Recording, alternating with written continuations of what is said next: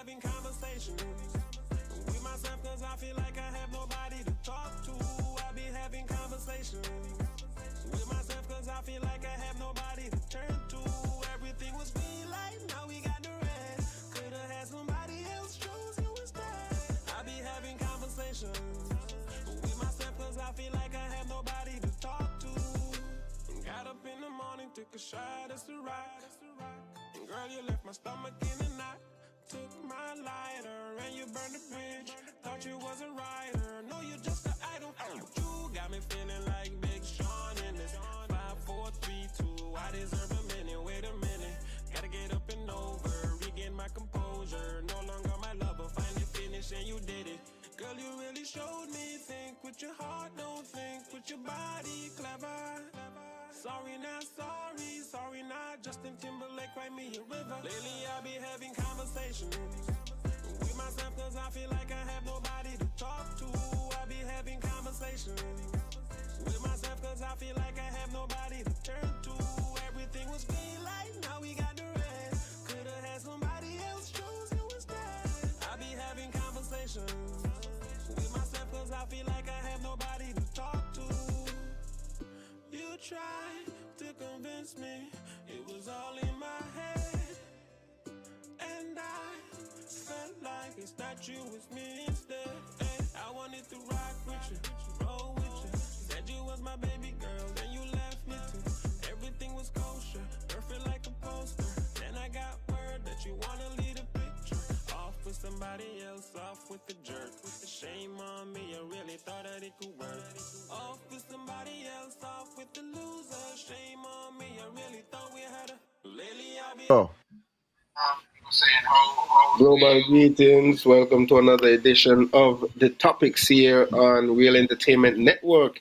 It's another beautiful Friday evening here in the Federation of St. Kitts and Nevis, and in Nevis specifically. Want to say good evening, Oli. Want to say good evening, Layamiga, the indigenous names for the islands known as St. Kitts and Nevis. Want to say good evening to all our Caribbean brothers and sisters.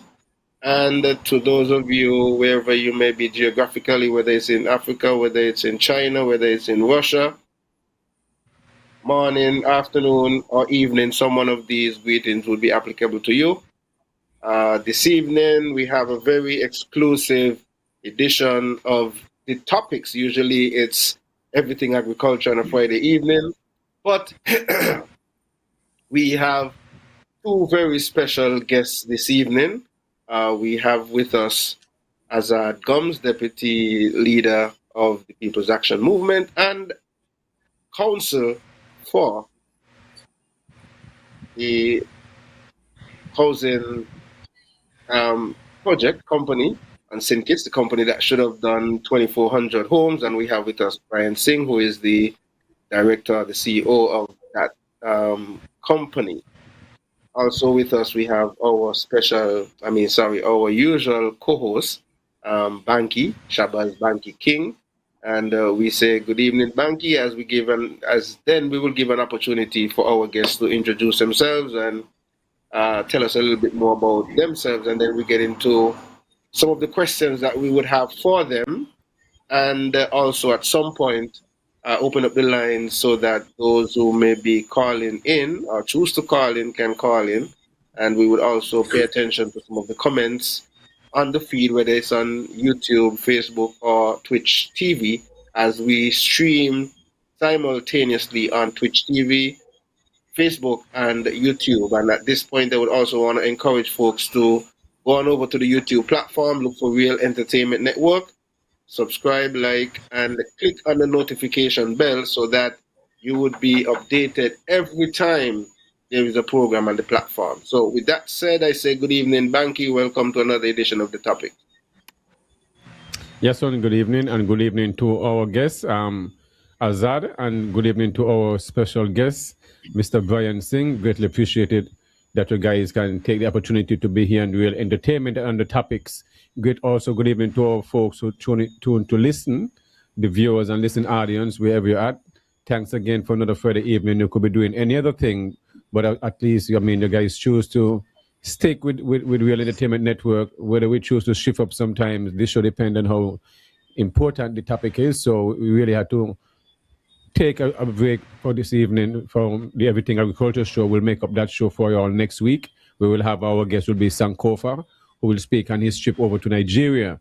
So yeah, so definitely looking forward for this reason this evening with the company East Coast Housing Limited. So definitely looking for the reason to hear what the Mr. Singh have to say, why we're at this point in this dilemma and how everything started and the importance of housing within St. Kitts and Nevis. You know, definitely there is a real shortage when it comes to affordable homes, as we tend to call it here in St. Kitts and Nevis. Over the years, you have where they started in the 80s, early 90s, with those half a haggard home. It was given to the name, and then they start moving up a card and stuff like that. So now we're at a different level. So definitely, everyone who's tuning, share the link and let everyone know. It's a special topic this evening.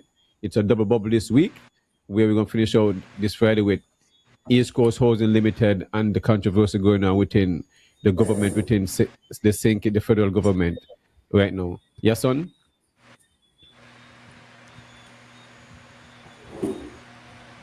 Yes, and as we continue, just want to say welcome to our guest. I think I would first allow the counsel, since he is the one on the ground, to first introduce himself. We have new listeners. I know you're not new to the platform because you'd have been here before, but every time we have new listeners, and so you can just introduce yourself, give a brief little idea and synopsis of you, and also a bit of what we should anticipate going through the discussion this evening, and then we would give Mr. Singh an opportunity to do the same. Yes. Let me say good evening, Tafari. Good evening, Ira. And also good evening, Banky. I want to say good evening to everyone who is listening to the program this evening. Of course, my name is Azard Gumbs. I am the attorney for East Coast. We have been on a number of platforms, social media platforms. I think this is the third one for the week. And so I want to say thank you for the opportunity that you have given to us. Of course, based on what has been transpiring, what has transpired, and based on what is in the news, you will know that there is a lawsuit against the government and NHC as it relates to the housing contract. And so I would just give a little introduction or highlight as to what is happening. So I will begin by saying this. My client, East Coast, came to St. Kitts and Nevis in good faith based on clear commitments made by public officials. As I have been advised by my client, East Coast agreed in April of 2023 to partner with the government to build 2,400 affordable modern homes for the people of this country. They relied on assurances that the government would provide service land or lots, issue a 25% performance guarantee, and support the project through the necessary approvals. Acting on those assurances, my client invested more than 8 million US dollars, built 2 model homes right here in St. Kitts, secured financing, sourced materials, and paid for work permits. They did everything a responsible development partner should do according to the statements and what my client said to me. However, and this is why we are here this evening, the commitments made to my clients were never honored. Based on my client's explanation to me, there was no valid government guarantee that was issued. The lands were not ready. They were not service lots provided to the clients. And at some instances, there were lots not even owned by the government. Key correspondence according to my client, was later found to be unauthorized or misleading. And the conduct of these public officials effectively brought the project to a standstill. In February 2025, the government attempted to terminate the agreement. But from my client's perspective, the breakdown occurred because the government did not fulfill its end of the bargain. My client is therefore seeking the intervention of the High Court for a fair resolution, including cancellation of the agreement and damages for misrepresentation, and the significant financial losses the client has suffered. We are not here tonight to attack anyone. We are here to ensure that the public understands that East Coast relied on the government's promises, invested heavily, delivered what they were asked to deliver, and is now seeking justice because those promises were not kept. We look forward to answering your questions and providing any further clarity as we continue this discussion this evening. Thank you very much, Mr. Gumbs. I think that would have given us a good insight as to what to anticipate in our discussions as we move forward with our program this evening. I want to take this opportunity now to welcome Mr. Brian Singh to the platform. Welcome to this edition of the Topics, and we're going to give you the same opportunity to introduce yourself, give a little brief introduction, and also shed a little bit of light as to why we are where we are, and how we are looking, we're planning to go about addressing this issue. Good night, gentlemen. Mr. Gumbs, Mr. Yasoon, and Mr. Banki. It's a pleasure being here tonight, and as Mr. Gumbs said, it is just to set the record straight and to deliver the facts as they were. My name is Brian Singh. I'm the executive chairman of East Coast Housing Development. It was bandied about for months of what was not the truth. And we stood silent because we didn't want to get into our words as guided by our attorney in relation to every gossip that came through the airwaves. Because we decided that, we'll have our day, and our day would come. It just to set the record straight, I can't really say much more than what Mr. Gumbs said in explaining the entire situation. However, we are prepared to answer any questions that you may have in relation to the project, where it is presently, and why is it at this junction presently, and why we can't move forward. There may be several questions that I can answer. Some I have to refer back to my attorney, because as you know, the matter is before the courts, and I don't want to be, held liable for any matter that is considered sub judice. Okay, thank you very much, and very much understood as well. Like you said, this was happening, and we were hearing a lot of things that's being bantered around in the media, especially on social media. And like you said, you guys were silent. Why? Well, why? Why were you so silent? Amidst all of these accusations that were being, pushed against you and your company, so to speak. Mr. Gumbs? I think, Brian, that's a question that you could answer. But first, let me say this. Brian approached me in about, I want to say, either late September or early October of this year. Based on the statement, we realized that the government of St. Kitts and Nevis, they made a statement early in the year about the contract and about the non-performance of the contract. their inability to continue the contract. I know that I wear more than one hat in this, whereby I am the deputy political leader of the People's Action Movement, and I would have been one who would have been discussing the lack of performance by the administration, indicating that they promised the 2,400 homes and that the homes weren't built. And so I had been one who was very critical about the government's non-performance. I had not heard from Mr. Singh during those times when I was very critical. I had never spoken to him during those times that I was very critical.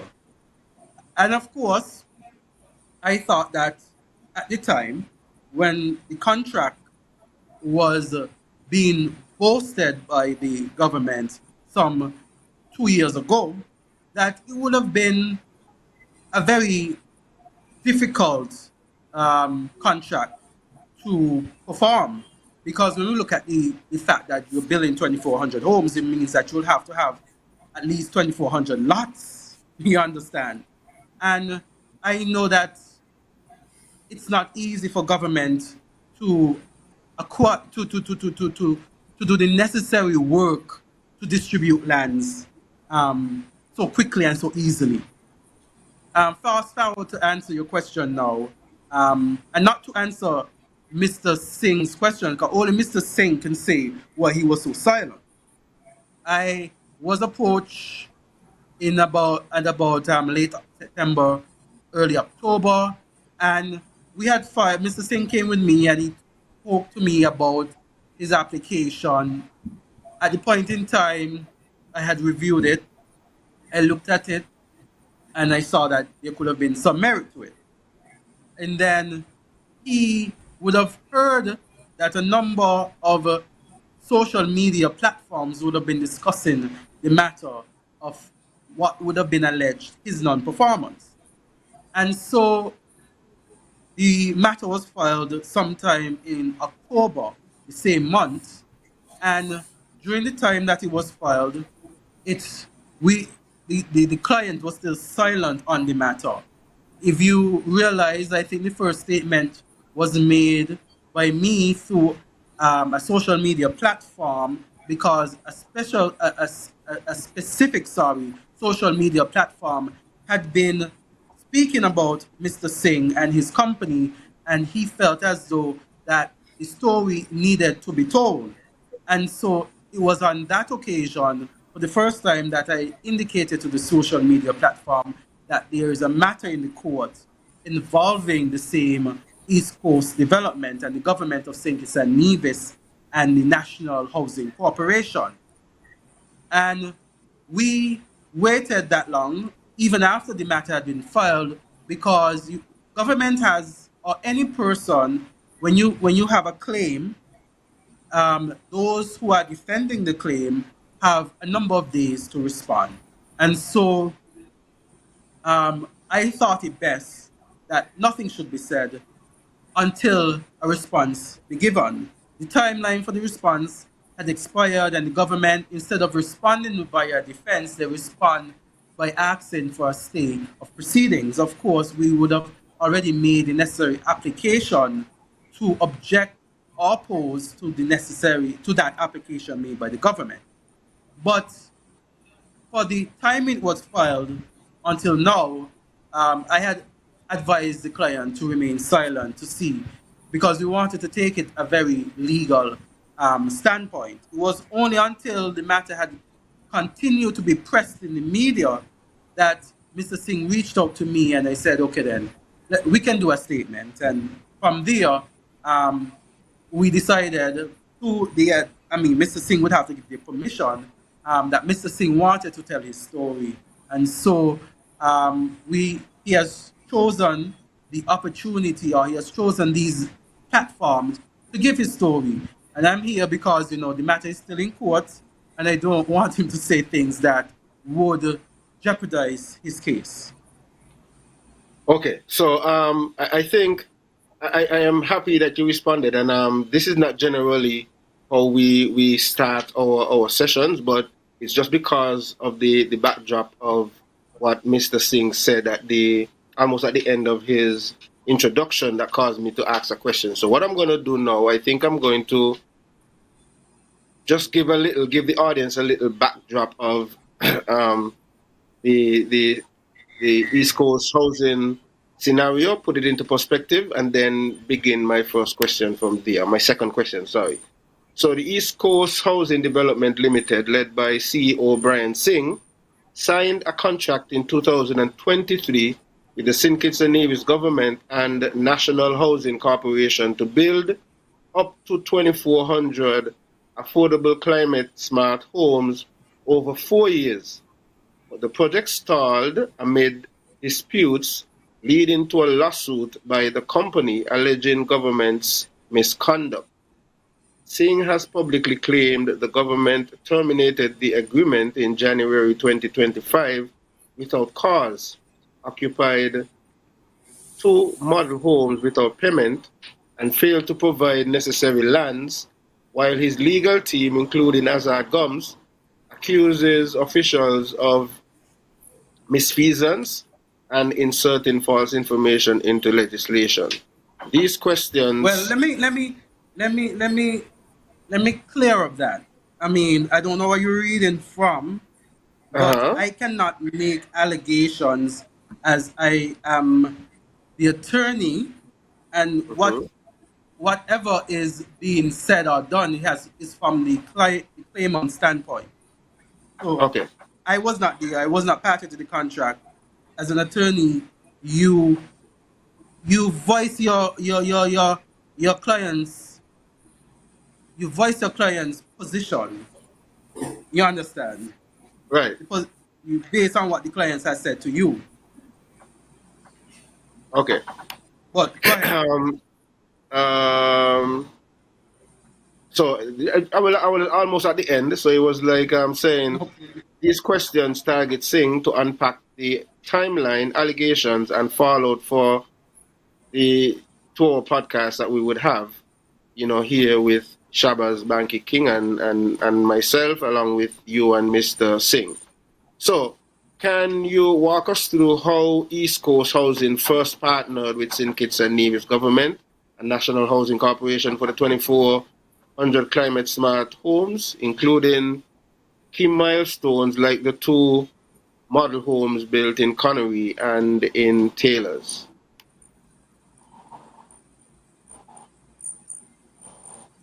That's my question. I mean, That's yes. your question, Mr. Singh.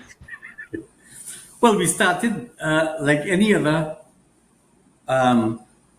business transaction with tenders, and you tender, and then you were told that you're on the top of the list. Your tender came out on top, and then you had to produce certain documentation, and then you reach a point where, after having reviewed your documentation, you awarded the contract. We followed all the procedures and all they had in place in relation to the tendering for the contract as a whole. We won the contract and we signed the contract. And the contract said to deliver 2,400 homes over a 4-year period, which was 600 houses per year. The government's duties and responsibilities were to provide 600 service lots per year for us to build the homes on.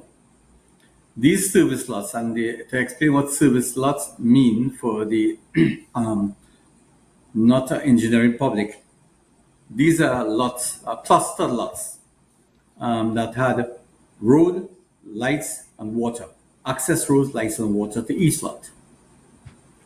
And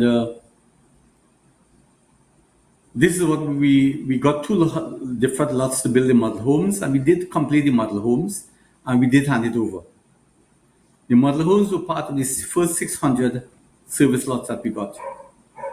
However, when we hand over the 2 model homes with completion certificates, and the government did award it to 2 persons, we are still waiting on the 598 lots. However, just Let's bring up something here so that I can speak authoritative. Right. We attempted to follow the contract to the T because we had our duties and responsibilities. The government had the duties and responsibilities. And the thing about this is that you mentioned earlier that if I recall, you mentioned as regards to the government in can you recap back your thoughts? What you read from? Yeah, well, he Sorry, was asking you, how did you get in contact with about the contract Right, no, with the partner, the government for the housing? I want to answer in like order. Yes, walk me through how East Coast Housing first partnered with St. Kitts and Nevis government and the National Right. Housing Corporation for the 2,400 climate smart homes. Okay. So that was the first one. And then he spoke to Second. key milestones like the 2 model homes built in Conway. So like, what other key milestones you had apart from just building the 2 homes? Were there any other key milestones that you had to like make sure that you meet these marks? Yeah, we had to deliver on the first 600 phase 1 600 homes. We started 2, which is the model homes, which were part of the first phase 600 homes. We were waiting on government for those 598 lots, and there were a lot of promises made because the government couldn't deliver. Well, we would know that now. Every week we had to wait on government to get area cleared because, like I said, there was 600 lots they had to deliver per year. Okay, so We were- before we get to that, like, Yeah. what specific commitments did the government make on land allocation, payments, They- and they- timeline Right. when the agreement was signed in 2020? Right, that they were going to deliver 600 lots per year so that we can build the homes on these 600 service lots and deliver. Every 12 months, we deliver 600 lots. And you're saying based on what has occurred so far, you would have gotten access to 2 lots to build those Only. two model homes and no other out No, of these. what government attempted to do, government attempted to give us lots. But the lots, according to our contract, must be government owned. And the National Housing Corporation gave us lots and gave us a portion of lots across and said, this is our lots. We started to build, but we found that the government were wanting, because if you really, the contract says 600 lots per year. So it's basically 50 lots a month. When we were working with government for the entire year in relation to acquiring the lots, and when we realized that the lots were not forthcoming, in January of 2025, we sent a letter to the Minister of Housing, letting him know that our bankers and the contractors, our contractors were concerned that we were not delivering. We were not building the homes. What is the reason for it? So we wrote to the government to let them know that we need to get our 598 lots and what is the key back. The government did not respond to our letter because we were very straight up. Where are our 598 lots for the first phase? The government did not respond to our letter. What they did, they responded with a termination letter. So in other words, they realized they couldn't deliver. So they tried to terminate our contract. But we told them, according to the contract, you cannot terminate a letter one day. There's a process to follow. And because of that termination letter, they made certain allegations on us. And through our attorney, we asked them can you please provide copies of the document that you're referring to with your letter? We got back a letter from the Attorney General stating that he is not going to give us any letter. The accompanying letter that he relied on to make a decision.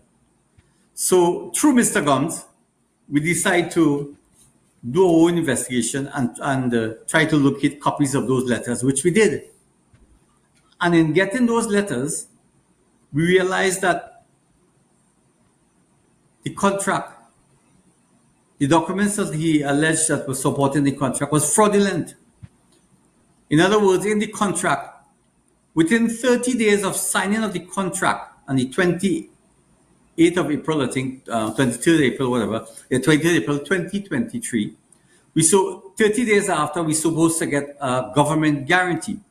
Now, Mr. Gumbs will explain to you after I'm finished how the government guarantee operates, how it's supposed to be had. How do you get a government guarantee? However, we got the government a piece of paper purported to be a government guarantee signed by the AG and the Minister of Housing. Upon investigation, we realized that it was a fraudulent document because the document was not properly signed or whatever have you. As a result, when we asked, like I said, the government didn't want to provide the document, but we realized that. So as such, I went back to my attorney and said, we have a problem. And this is where we realized that fraudulent documentation was issued to us under the disguise that it was true that fact. Correct. Hold 1 second here, because I think these are some very huge allegations. I mean, when you accusations, and we are saying we have documentary evidence to prove our point. We are not bringing a frivolous and vexatious claim in the court, against the government. We are saying that these documents have the signature of senior government officials.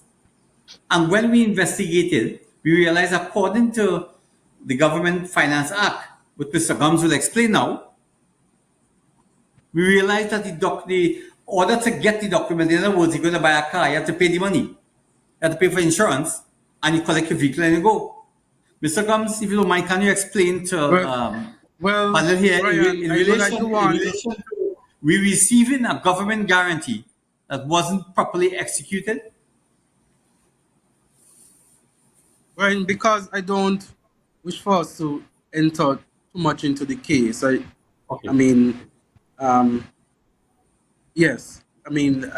So far we could answer the questions. Okay. Maybe you can share as much as you can. And this asking you to explain the process to get a government guarantee, not necessarily ours.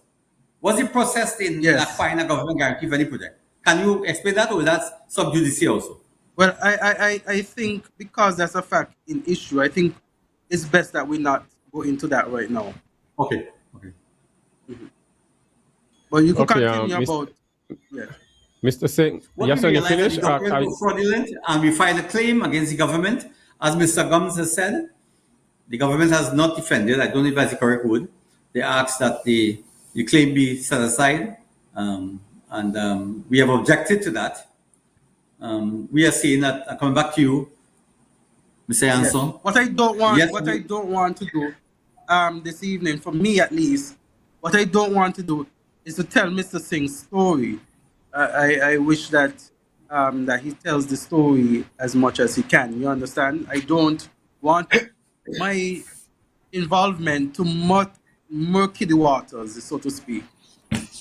But at the same time, Azard, you are a counsel, and so he still is guided by you based on the fact that the court it's in front of the court. So I guess that is why at some time he's going to yield to you. So I mean, we don't expect you to divulge all of, if there's something that's going to implicate you or cause any harm to the case that is presented. We definitely wouldn't want that, but we would want to, as much as possible, get a little bit more clarity, because when you start to talk about fraud, and well, we haven't gotten to that point of malfeasance yet, but that is also an allegation that is being made. So we're talking some serious issues here. And those are, as you said, Tafari, those are very serious allegations, and I wouldn't want us to venture into those allegations on this program. I mean, Mr. Singh can give a synopsis of what, in his view, occurred, and then you could ask him questions from there. But don't want us to get into much of the details as who signed this, who signed that on the program at this point in time. I'm going to shift a bit to this question, right? You mentioned no lands were provided for construction. Can you detail which sites were promised and why there were, in the end, no other construction other than the two houses, the two model or demo houses that you mentioned were completed and handed over to clients or homeowners on St. Kitts and Nevis? Well, the point is that we don't know the narrative or the reason why the government couldn't provide the 598 additional lots. We are seeing, according to the contract, they were supposed to provide, and we have not received that.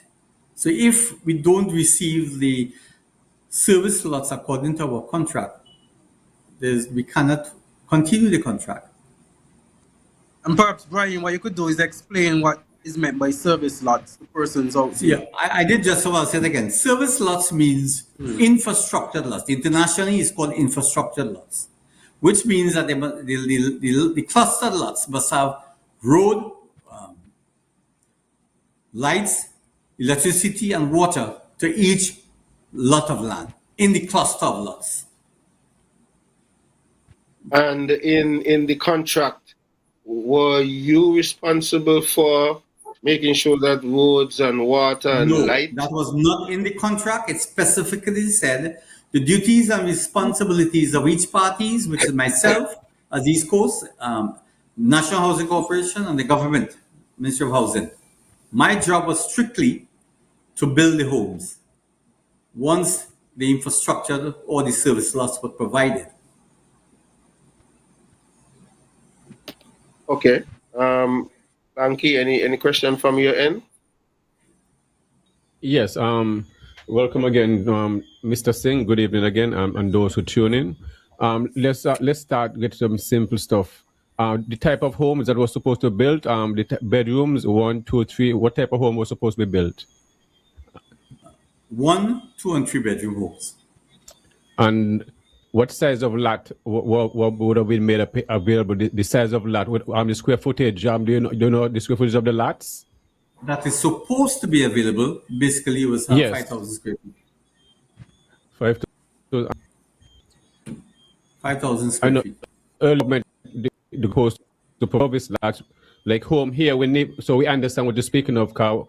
When you're doing homes here in Nevis, when you come to the subdivision, the dirt roads are put in place so the construction could be started. So they come dredge the line, so you can put in water and the other infrastructure, electricity and telephone and stuff like that. So and the meter pole. So when the time to hook up, everything is there. So I understand where you're coming from. So how much of 600 homes per year? 2,400 homes total in 4 years. So how much home would be done in each month? You projected to be done in each month. 50. How much? 50. So at each month, 50 home will be finished. When you say finished, you mean finished to turnkey to move in with furniture or without furniture? Because we had, according to our contract, we had permission to bring in our own people, our own workers, which is Chinese workers that we had gotten approval for, work permits for, around 50. And the work is going to be shared amongst our Chinese workers, and because the Chinese will be working 24/7. So the reason why I'm asking these questions will be employed also. Yes, and they will be they dictate their work hours, like 7 to 4, etc. Okay, let me slow down. Go back again. So 50 homes each month, and when you said the home will be finished turnkey with furniture or without furniture, I want to clarify that. No, each home, according to the contract, would come with a stove, a fridge, and a water heater. Okay, good. I just want to clarify exactly no furniture or appliances. However, the model homes, I did provide fully furnished at no additional cost to the government to show good faith.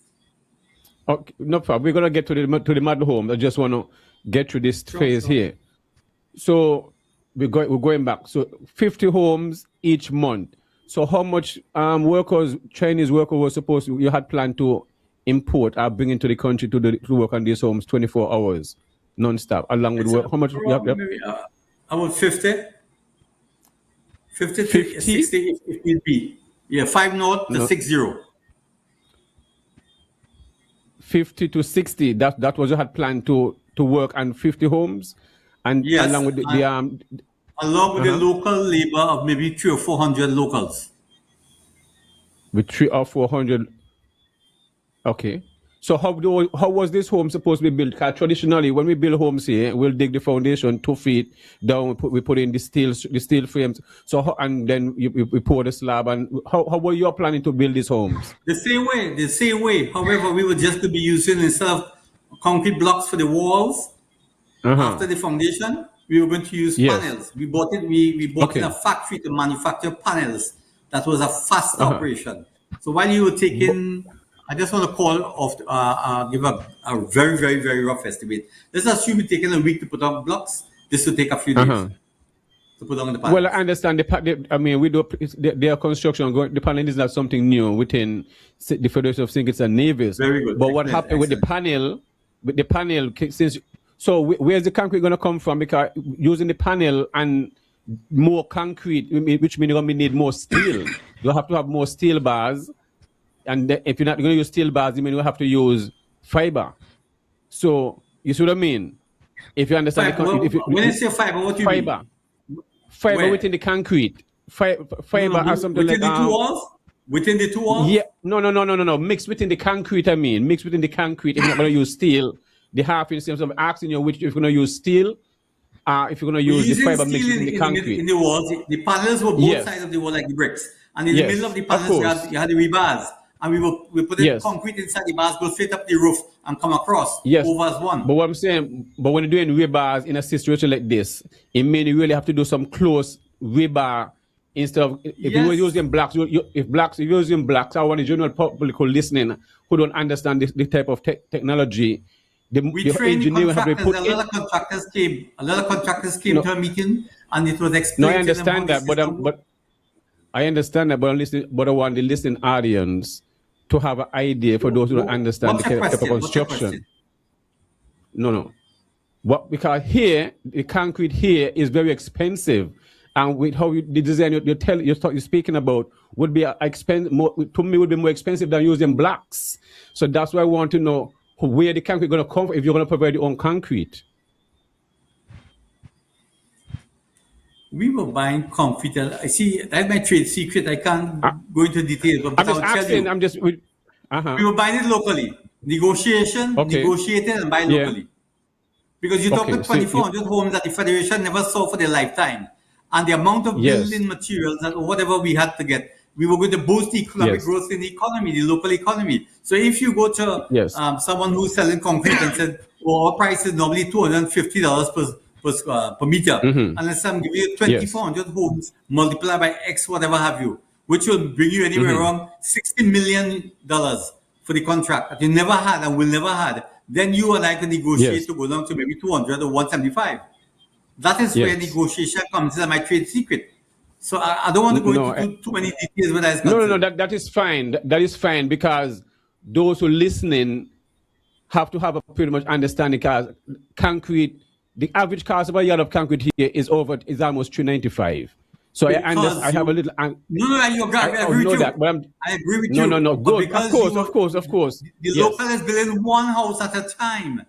I cannot am good. I negotiate. just am asking a question. Yes, Fine. yes. So no one I understand your point. No, fine. I'm just asking a question. So the windows and the roof, what type of roofing and the windows you'll be making locally, or you'll be making them? I should have an understanding how much of the construction you'll be in control of when it comes to the windows, I was the bringing doors. my windows and stuff from China. Mm-hmm. Okay. Let me just educate you a bit, and everybody else listening. No. It's not educating me. What I'm No, reason I'm asking this question. No. I'm gonna say something. Wait a minute. Give me a minute. Give me a minute. No. Give me a minute. I want to give you a chance to speak. All right? Because the reason I'm breaking it down like this, okay? Because there are local companies that make windows.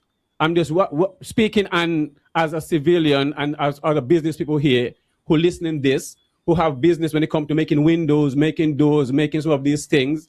where you're gonna government giving you a contract to build all these model homes, and where business people have the same type of small machineries when it comes to factory making windows might be out chance to get benefit from this because this will come into play somehow. You understand? That's why I'm asking this question. But continue. The cost of the homes Yes. in comparison to what the cost of the homes that the NET used to build in the past. Yes. Our square footage of our homes were far bigger. However, our costs were cheaper than what the NEC accustomed building in the past by square footage. And the things that we were putting in the house, like tiling and whatever have you, it was a different type of electrical and plumbing that was never done before. We had spoken to local hardware dealers. We were getting our stuff from China at a certain price because cost was a factor and delivery time was a factor. And we told the locals, if you all can match our price, we're not asking you to go lower, then we'll give you the contract. Because of the volume that they are custom making, they didn't want to go down. But the guys with the concrete went down because they look at volume. Some people were willing, some were not. At the end of the day, our job is not to break even as a business person, but to give the best product available. What no local or nobody in the Caribbean has ever done, could ever do, where construction was concerned, we gave the homeowner a 10-year structural warranty in case of cracks and hurricane and whatever, earthquake or whatever have you. A 10-year structural warranty. Nobody has done that. Nobody can do that. You didn't ask this question, but I will tell you what we believe. We are of the belief that we got the contract, and one of the reasons maybe because we are funding the project ourselves. When some of the other local people tendered for the project too, but they were dependent on government to put out the money, and government said blatantly at that time, we have no money, but we're glad for the investment. So your windows and doors was not going to be competitive, and the local manufacturers was not, some of them that is, was not willing to work with us. There were some who were saying, listen, give us a blank order, give us a deposit, and we will bring in stuff, and we'll bring it at the price that you're landing here because we had concessions from the government. We never get to that point because the project never got off the ground after the 2 model homes. If we had gotten off the ground, then you'll have a lot of local contents based on the negotiations we had. Okay, after the 2 model homes, right? You said the government received the home in good faith, which means they approve of the standard, and the 2 homes were donated to 2 different individuals in 2 different community. So after that was happened, what about the deposit? This home was done within your own money? Yes. What deposit you talking about? I don't know, I'm asking. No. I'm asking because you said the home. The Minister of Housing had said whatever there was some disagreement between, and it's a contractor's fault. So this project didn't cost the taxpayers of St. Kitts and Nevis any money, more or less, because it wasn't the government's fault. So by starting these homes, there was no money. In Parliament, there was some resolution where some 10 point something million US dollars was passed in Parliament. So there was no deposit expected. You were expected to get any deposit by doing this project after having all this money spent. And that's what I'm asking. After starting these 2 model homes, would you expect a deposit? No. Yes. Let me explain to you so you will understand. Yes. This is what I'm saying, that when we signed the contract, within 30 days, we were supposed to get a government guarantee. Yes. Now, Mr. Gumbs, am I able to explain the government guarantee, how it works? Yeah, I think, Brian, you could explain it. But not calling in signatures. Okay, I understand. Of course. Yes. Without being specific. Yes. Basically, we build the homes, and every month we deliver 50. We have 50 completion certificates that we give to the National Housing Corporation. They already have 50 clients who was already shortlisted for these homes. They would have been shortlisted by the bank. When we give them the completion certificate, they present it to the homeowner, potential homeowner, who goes to the bank, get the check, bring it to NHC pay us. If within 14 days, this is where the government guarantee comes in. The government guarantee is there, it's a paper guarantee. If after 14 days, NHC don't pay us, then we can apply to the government for a drawdown from the government guarantee. However, let me make me very clear. Because of the template we had in place and the arrangement we put in place with the NHC and the homeowner, we verily believe that there will be at no point in time we having to draw down on the guarantee, because the homeowners was already pre-approved by their banks with letters to the NHC. So every house that was being built, we knew who the homeowner was through NHC, because nobody paid us anything. We never wanted any money up front. So every month we hand over 50 houses, we get paid. So the money is revolving, like a revolving credit all the time. Of course. The government only used that, Understandable. put that government guarantee in place in case there's a worst case scenario that NHC run away with the money. I just saying that. We know that NHC not going to run away with the money. But after 14 days, if you don't get paid, that's how it kicks in. So when it went to, so what we are saying is that the first government guarantee is 25% of the full 2,400 homes. But there's a process to follow. What? Which would have been what? How much? For the guarantee is 25% of the 2,400 houses. Yeah. You don't know the total. I don't want to discuss that figure at this point in time. However, okay. All right. Yes. The government had a process to follow to get the government guarantee. In other words, I just mentioned, you buy a car, you have to make a deposit, and you have to show insurance before you get the car, and you drive out. Of course. When we got the government guarantee, we realized that it was not fully approved. Secondly, that's the first guarantee. So in other words, the government did not go to the National Assembly to get it approved. Secondly, you talk about a guarantee of $10.260 million. The government went back to the Parliament, reduced the guarantee without permission from us in writing, because they said that the Assembly will not approve the first guarantee. However, it is alleged that the guarantee was approved, but we received no document in writing, in signature, stating that the second guarantee was. We do have a copy of the second guarantee. When we requested the government, I don't want to use the word demanded, in a very strongly worded letter in January, I think January 25th, I can't remember, 15th, 25th, we told the Ministry of Housing, listen, this thing can't continue. Where's the lots? Our bankers, our financiers, our contractors are wary. They want the bank to listen. Okay. Would you be able to pay? When you spoke to the government, when you were to the government, yes, we expected the government to write us back and said, East Coast, you will have the 598 lots next year, or whatever. No answer. All we got from a letter from the government wanting to terminate the contract based on section so and so, subsection so and so of the contract. All we did was to ask for a copy of letters that they relied on to write the letter. To date, we have not received any from them, because the AG said no. When Mr. Gumbs, I'm just giving the final portion here. When Mr. Gumbs and us decided to investigate and get our own letters, we realized that the letters that we purportedly got in light of the government guarantee, it was fraudulent. So this is you when mentioned it earlier. We claim, and this we are here talking to you. All we are saying to the government: clean up your act, get your act together.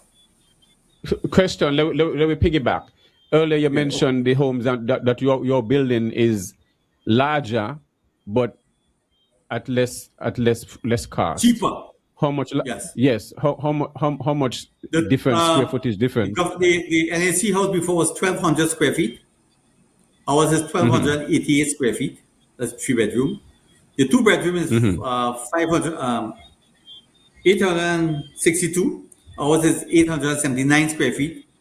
The 1-bedroom from AGC NAC is 450 square feet. Ours is 592. So who absorb all this cost? East Coast material and Housing workmanship. Development. So why would you absorb all these Because we millions of wanted dollars to of show cost? that we didn't come here to rape the country and take all the money. We want to show good faith. What Mr. Gumbs said, corporate involvement. I mean, show good faith. We came to uplift the federation. We came, and if you look at our model homes quality and the quality of homes that the government built before and the quality they build now in Stapleton, you figure out the rest. It's like chalk and sausage. I know there was a podcaster who said he went to visit the two model homes, and at least one of the homes have some issue with some lighting and stuff like that. And let me address that. Let me address that. So you build your home. Yes.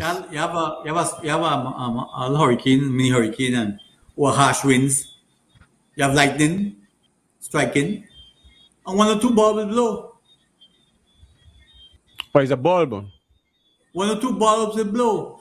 She called NAC a couple of months ago. Now the gentleman, Mr. DJ went there. They called NAC. After 4 months, NAC and come to check it yet. Now, if there was a major electrical, as any electrician and any engineer like myself will tell you, you will have the entire house get blacked out.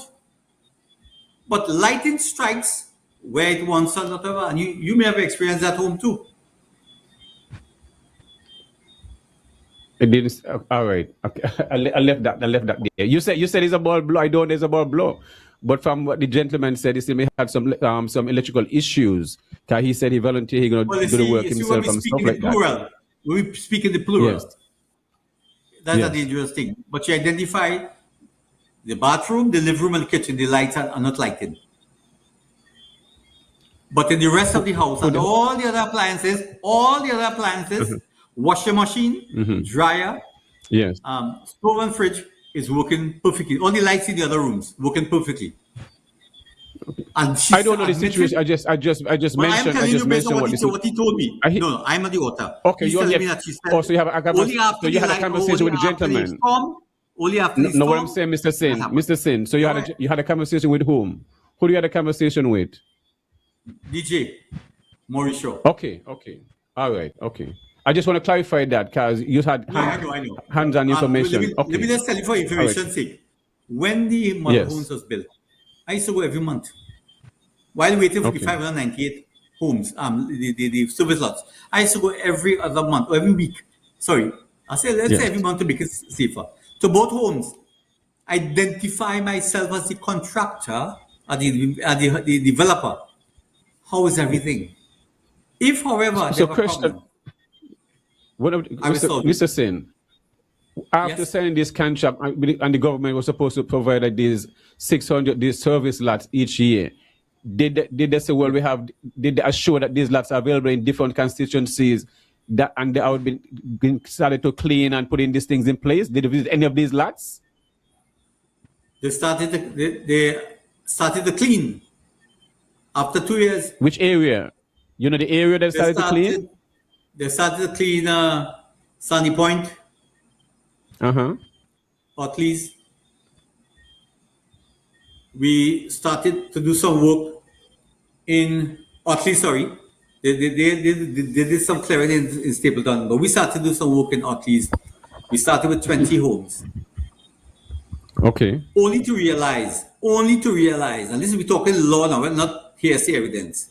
Only to realize that those lots did not belong to NAC or the government to give out for housing. Did not belong to the Ministry of Housing. So we were unlawfully on the land. And as a result, we had to stop. We have documentary evidence. Who was cleaning? Chris was Ministry of cleaning. Sustainable Development. Ministry of Sustainable Development. They were clearing the Okay. shrubs. Yes. However, what we are saying is when we speak authoritative. We have documentary evidence that the land in Otley's did not belong to the NST or the Ministry of Housing, and according to law, they could not have given it to us based on our written contract. Secondly, when they gave us the lots at Otley's, they knocked down some trees and stick some picket and said, go. And I complained in the presence of several senior government officials that is not acceptable. And I was told by a senior officer from Sustainable Development, take it or leave it. That's how we do it in St. Kitts. I said, that is not how it's done. I had to, how should I put it? I was asked by the NHC, the head of NHC, to, hey, do us a favor now, supervise the infrastructure or service lots the way it's supposed to be, which I did, and that was not my job. I was told that I was responsible for paying for water and lights. That is not my job. My job is to build. I'm trying to say is that the government failed in providing. Of course, I hear you. I hear you. So you are here to build some model home. The contract you're saying was for you to homes. The government's supposed to provide the service lots with the infrastructures and stuff like that. And now they want you to manage the service lots. How you want them to be clean, and all this craziness. Well, that's how I want it to be clean, how it's supposed to be clean. Infrastructure lots is an international thing. If you're an engineer, I know that, but I'm just saying what you said. I'm just saying what you said. They asked you. Of course. Yeah, so I'm just asking what you say. No, I was bullied. I was bullied into paying for the electrical. Hear my English. This is, we don't operate like any other way. I was bullied into putting up the lights and paying for it. Where? In Otley's. The infrastructure? I wouldn't say anymore. Mr. Gumbs will have to guide me. I'm guided by Counsel. Mr. Gumbs. So your client was bullied to put in the infrastructure in the service lots? That's what your client's saying? Well, that is correct. Only he wouldn't have knowledge to that. And I'm saying yes. So Mr. Banky, yes, because I was bullied into doing that. Because you see, this is the reason why I'm asking this question, because if something don't make sense, you got to dig deep, and that's why I'm asking this question.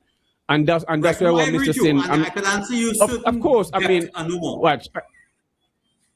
If something don't make sense, you gotta peel off the onion layer and get into it. Because what Mr. Singh saying now is that, and I didn't hear him say this anytime on two interview he did, but now he admitting that, am I correct, Mr. Singh? Did you admit this with the other two interview? That you had to pay for the infrastructure. I was just trying no. I'm just saying. So, Mr. Singh. I didn't say it because the question wasn't asked. No, I know that, Mr. Singh. I'm asking the question. We are different interviewers. Of course, right. I understand. So I want the guests to appreciate what I'm doing here, because I want to get to because it's taxpayers' money. Whatever is involved and reputation is at risk. The sinkers of navies. This is a serious situation. I have nothing to do with party politics. I'm just the host. I don't know you. You understand? I just know Azard you understand? I'm just the host interviewing my guests to get to the bottom of these things, so those who are listening have a clear understanding what we are speaking about. And because totally your job, number one, good faith, as you said, you agreed to build bigger, larger homes at cheaper, affordable houses, and at your expense, millions of dollars. And now, number two again, you went to put in service lots, infrastructure, and good faith again, and your cost. So who pay for all this cost? East Coast. And I'm saying to you, maybe you never had the experience. Wow. Maybe you never had the experience of a good gentleman like me in St. Kitts before. Of course not. However, I am saying to you, yes, there's a margin of profit in every business. If a business come and say I would break even, he's lying to you. Yes.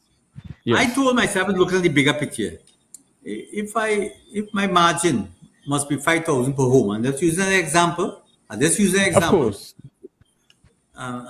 Yes. So don't edit the tape. And what I'm saying No, to no, no, you no, no, is no, that no, no. What you see here yes, is there's stays a on the pun. internet. There's a pun. Don't worry. Yes, So what I'm saying of to you course. is that when I realized that government didn't have money, I'm trying to help a cause, and I wanted to show good faith as a good corporate client. Let me take a little Mister. $500 as the same from 5,000 to 500. We get take 450 and help. I wasn't breaking even. I was making a little, as they say, the local balance, a little thing, but I was comfortable because at the end of the day, the persons who were benefiting wasn't the minister, was the homeowner who was trying hard to own a home. If you understand Miss Belinda in Taylor's, and my heart went out when the land, that she bought a piece of land.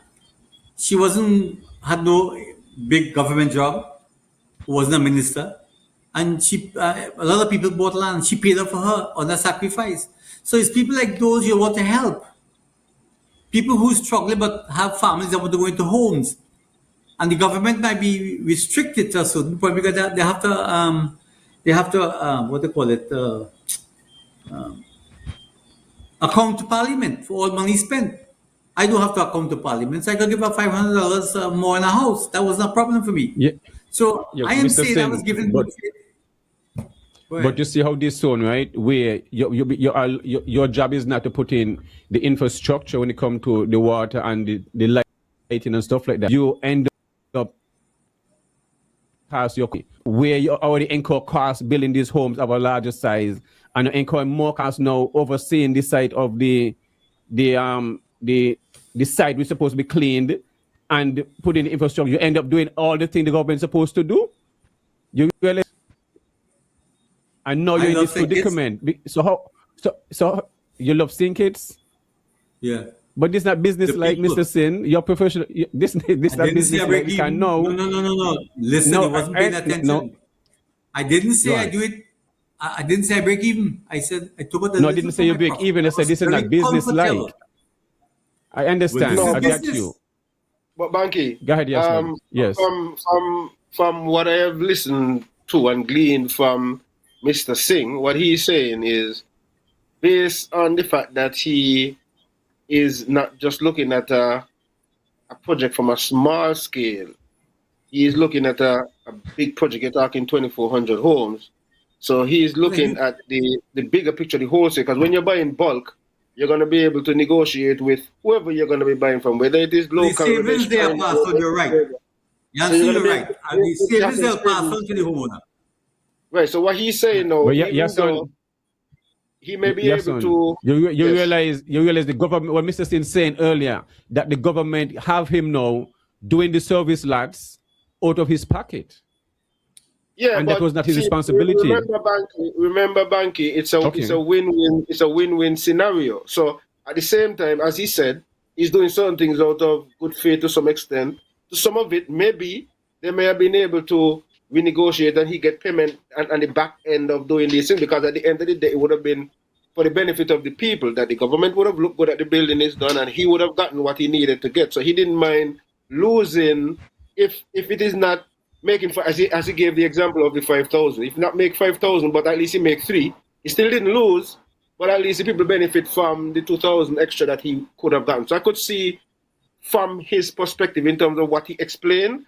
I guess I could see from the business standpoint, as I said, Well, I it mean, he might chose to. make That was a sense. choice that he Right, made, and that's his right. choice, of course. And Yes, perhaps but As Mr. a continue. Singh, Caribbean man, I feel for the people. As a Caribbean man, perhaps black Mr. man in the Singh would Yes, Caribbean. also indicate not to go back Uh-huh. and stress the guarantee, but he could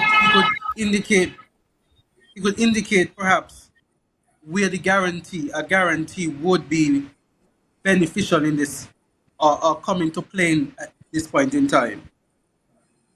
Mr. Singh? I didn't hear your question, Counsel. Can you repeat? Yes. I was saying that maybe at this point in time, without going into the guarantee, you could say we are guarantee would have assisted you having put in that amount that you did.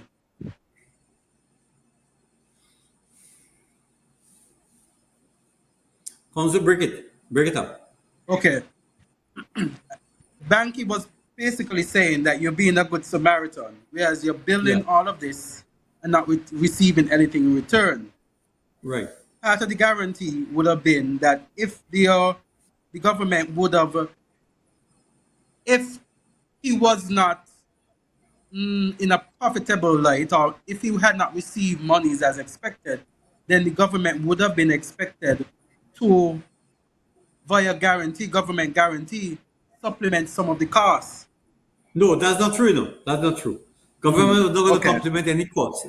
What I'm saying, the government guarantee is simple. Allow me to explain. Is that the government guarantee is really on paper in the sense that not giving me cash. It was there for a purpose. The template of constructing the home, government provide the land, we build the home, and we were rest assured that we were going to be paid by the homeowner because the homeowners went to their bankers, this was through NHC, and got pre-approval by a letter. So when we build the homes, it was already owned.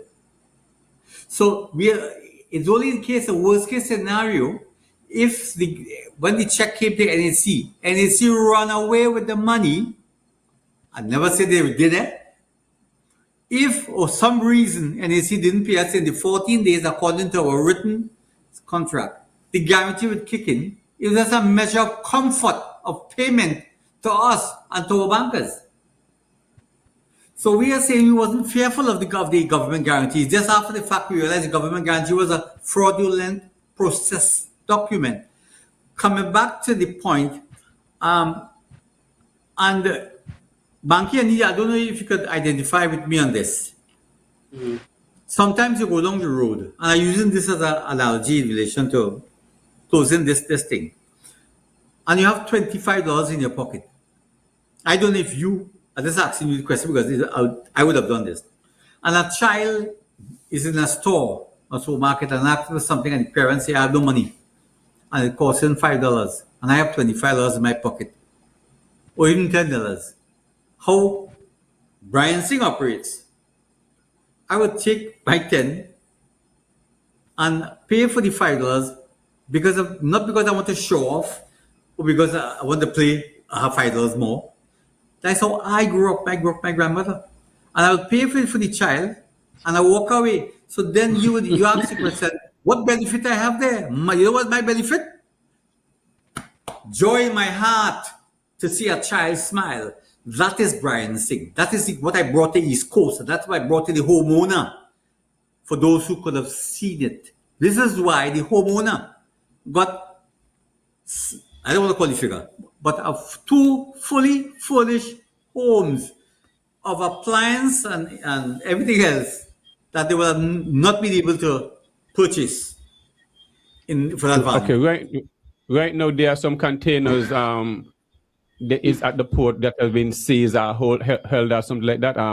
What's going on with that, and what are in these containers? Well, it's there at the port until this matter with the government is resolved. If the government had given us 598 homes, service lots to build, Yes. we would not, the bank would not, and I wrote in January, if you listen to me, I wrote in January the letter to tell the government that the banks was concerned that the lots was not given out. How are you going to service your lots? And when they realized the government not giving us at all, they decided, hey, let's try to get a hold on the equipment and whatever until Mr. Singh gets his act together. Simple. What is the total cost of the total project of this home, of this 2,400 home? What would have been the total cost of doing this project? It's about 615 million EC. Okay. So at this point now, everything is in court. If the court ruled where things your guys can work out, so the government can work out stuff.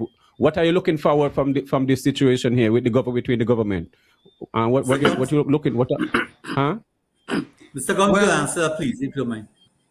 Yeah, well, because the claim is founded in misrepresentation and not breach of contract, what it does is to put Mr. Singh back in the position he would have been before the contract had been formed, before he had relied on the promises, assurances that would have induced him. And so basically, what he is seeking at this point in time, and of course the court could award further relief as it sees fit, but substantially looking at putting him back in a position that he would have been had he not relied on those promises. Okay, yes, son. I mean, at this point, we can open up the lines, and if anyone want to call in and ask any question at this point to Mr. Singh. But yes, son, any question for Mr. Singh? If it was You mean if it was breach of contract, In if it was breach of contract, it would mean that breach of contract would put the party in the position, the relief would be putting the party in the position it would have been had the contract been performed.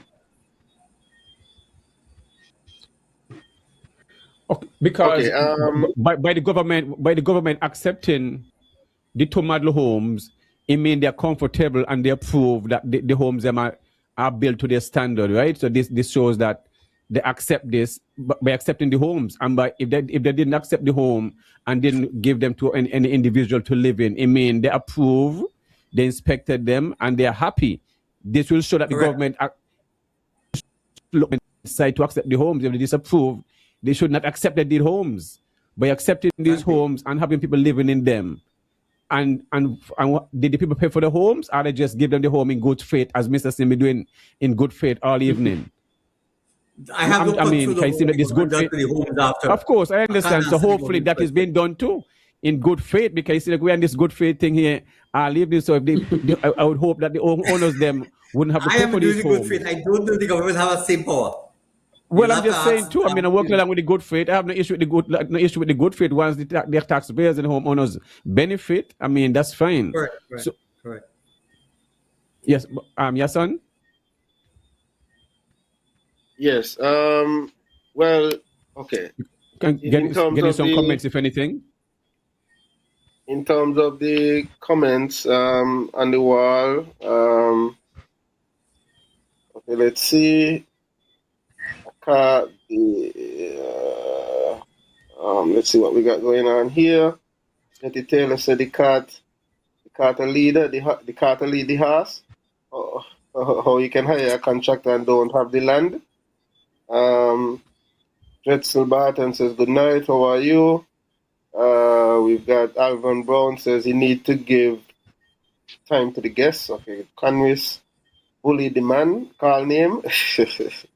So wait, they build model homes, people are living in them, but the company hasn't been paid. Serious question. So yes, in relation to that, right? Nobody has been paid. You have not been paid for the homes, right? No, I haven't. Those two model homes. No, you haven't No, I been haven't. paid. Okay. And to show you In good faith relation again, to to show you good faith again, I didn't go Uh-huh. and invoke the guarantee to say after 14 days to pay me. I was working with the government. I show in good faith. I waited for the government. My letter of January 25th. I'm demanding after 2 years, where's the 600 lots? That will cause the problem. One man might be responsible. I have total respect for Dr. Drew. Maybe he's ill-advised. You know, and he can't turn around the cart, according to Yasun. He can't turn around the cart and say, let's regroup. He's been ill-advised from day one. Okay. But Counsel, maybe you can help me in relation to the accusations of misfeasance and the falsely inserting certain information, like going in the house and saying that you would have given 50 lots when that was not necessarily given. And You don't have to go in all the Yeah. detail if you think it's going to murky the water, so to speak, but at least you could give a little bit of clarity. Or I don't know how you could work around speaking without implicating the case. Yeah. Mr. Singh has given information. What I don't want to do is speak on Mr. Singh's behalf in the sense that give evidence. What he found that there was some procedures that should have been followed that weren't followed. And as a result of that, he would have said, or his claim would have been on the basis of, public officials not acting as they ought to have acted. Another one of his claims, if you look out from that, is the fact that his claim is grounded on the fact that he believes that though the parties to the contract, those who induced him into the contract, knowingly knew, it's probably can't say fraudulently knew that they didn't have the capacity to deliver what they were saying. And When you say without when you any say induce regard- him, where you use the word induce him in Induce the him. contract? well, the law says induce, or Okay. the legal term is induce, whereby Okay. you make a promise to someone and you lure them in, so to speak, into accepting the promise to their detriment. His detriment would have been that he would have done all he could, invested, moved, put in work permits, and so he would have suffered some sort of loss. And so, based on the promises that the parties would have given, and so that is why when you look at the aspect of misrepresentation, it's all about one party giving assurances, it's about one party relying on the promises of another to his or her detriment. And when you look at fraudulent misrepresentation, is when that party makes certain assurances when they knew that they couldn't deliver what they're going to ask for. So it is like, let's say I promise you that you can purchase from me a vehicle that runs at a certain speed, has certain capabilities, and I knew that the vehicle couldn't even move from here to there, but I lure you in to purchase it. And had it not been for what I said to you, you would not have come to purchase the vehicle. Gotcha. But currently, Gotcha. and the government Understand. building homes in Sinkit right now? Are the government building homes throughout Sinkit's NHC, that's the housing company? They may build, yeah, that could be yes. They can build houses through NHC, correct. They can build houses through another company, but the question is, did they build houses based on the agreement between Mr. Singh and them? Because his contract is specific to what their obligations were, and it's whether or not they carried out their obligations specific to that contract. If you hear Mr. Singh talk, you hear Mr. Singh talk about service lots. When you see NHC build homes, or when government have built homes, you realize these homes are done. There's sometimes no proper lighting, sometimes no proper road, sometimes no proper water there yet. And the houses are built.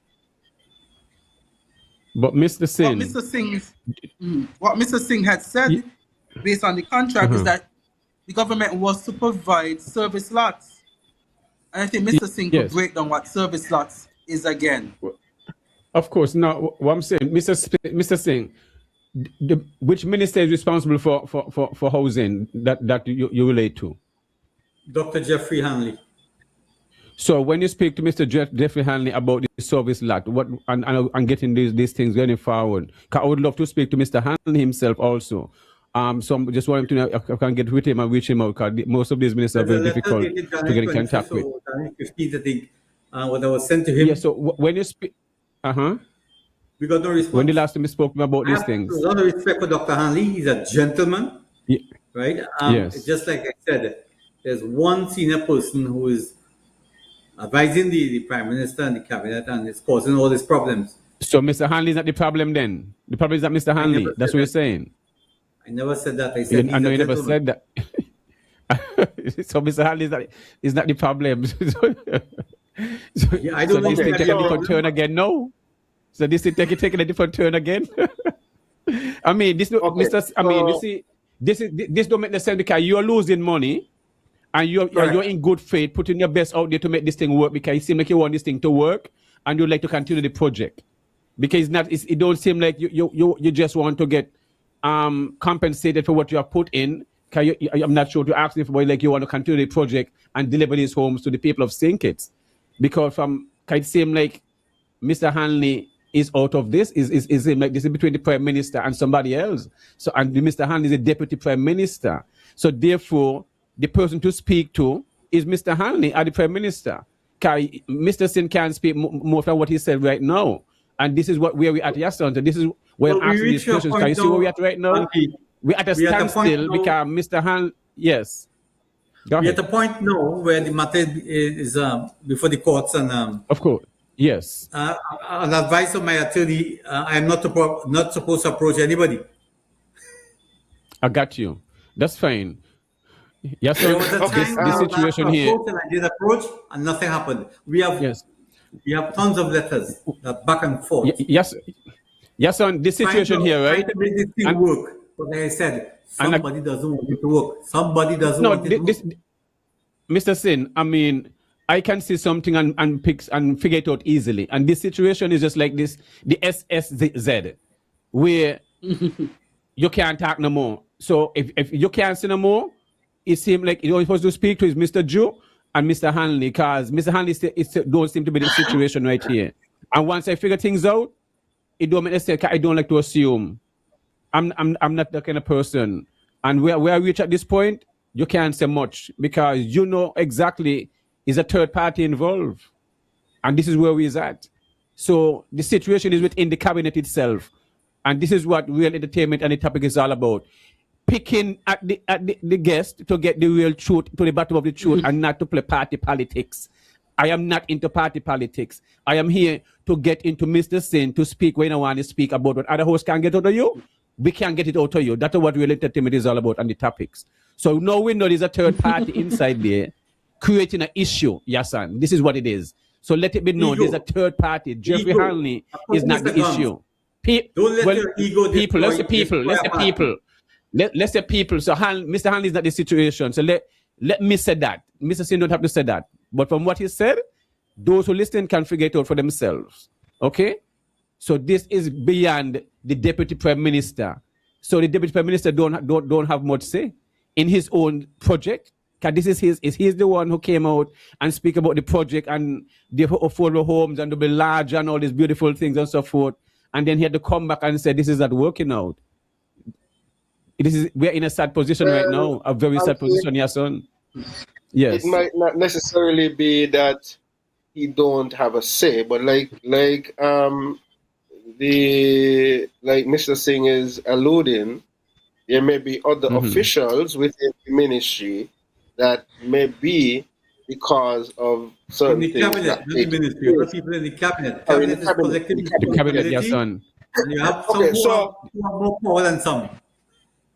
Okay. This is a national how project, you does know. This is a national filing- project. How does the filing of the case describe government's oversight failures or document fraud? And what evidence supports the allegations of bad faith? Mr. Wait. Gumbs? Sorry, your son. What you said? So Sorry. the question is, how does the filing of this case describe government's oversight failures or document fraud, and what evidence support allegations of bad faith? Mm. 'Cause, Mm-hmm. like, I said, this is between the Prime Minister and the Cabinet. So this is where we at. So let it be known, there's a third party involved. And this is what real entertainment is all about. Picking at the guest to get the real truth, to the bottom of the truth, and then he had to come back and say this is not working out. So now we know there's a third party inside there creating an issue. Well, trying to answer that without going into the Yes, I know case. it could be a challenge. Yeah. Yeah. So, Mr. Singh, through his own speaking here tonight too, he talked about the service lots. Bad faith could be in the instance that, you know, there was no real effort on behalf of the party to ensure that they had the lots as promised. I don't think it's best to answer that question because that question could come out in submissions. And I don't want anything to be used in the future because that's a submission type of answer. Okay, and That understandable. could be Okay, could yes. okay, understandable. So, okay, Mr. Gumbs, with you as a legal representative, what remedies are you seeking in court, and how might this impact the homeowners who would have probably already applied for mortgages for these homes? I don't see it that impacting the homeowners who already applied or the ones who have the house Yes. already. Say that again. No, who would have applied, and I guess probably would have been earmarked, so to speak, because I guess based on what Mr. Singh Well, would have said. Well, based on what Mr. Singh said too, the contract had been terminated sometime by the government in February 2025. So if the contract had been terminated sometime in 2025, there's no going forward with that based on the government terminating it. So Okay, all he's doing right now, basically, is trying to recover what he has lost. But Mr. Gumbs, they were terminated, but we are saying it wasn't terminated according to the guidance in the contract. so Yeah, that in itself is that an is issue as correct. well. There are certain Okay, guidelines in the That is contract that you have to follow. yeah. so So he's that in so itself is an issue. yeah, but it wasn't an issue that But Mr. Gumbs, hold I on. The only want to reason say. why we believe it was terminated is after we wrote the letter in January and they couldn't respond. They couldn't deliver the 598. So they say, okay, let's go that way. Okay, Because the only time we didn't write the letter, when we demanded the 528, that came about. That decision came about. okay. Yeah, So so next question. you see, Tafari, there's some things Yes, that I wouldn't want to go into because In detail. recordings are there Yes, for yes, some yes. time, I understand. and And that is why yeah, I'm seeking to move on to another question now and give you a chance to just yes, ease out of that. So yes. okay, let's see. I could speak very generally. You understand? I could speak generally, speak what Understandable. basic principles are, but when I have to apply it to this current case, those submissions should be Right. filed before the court and not, yeah. But we would ask the question still. If the court Yeah, rules in your I favor, know. if the court rule in your favor, how quickly could construction restart, and what changes would you demand in any revised agreement?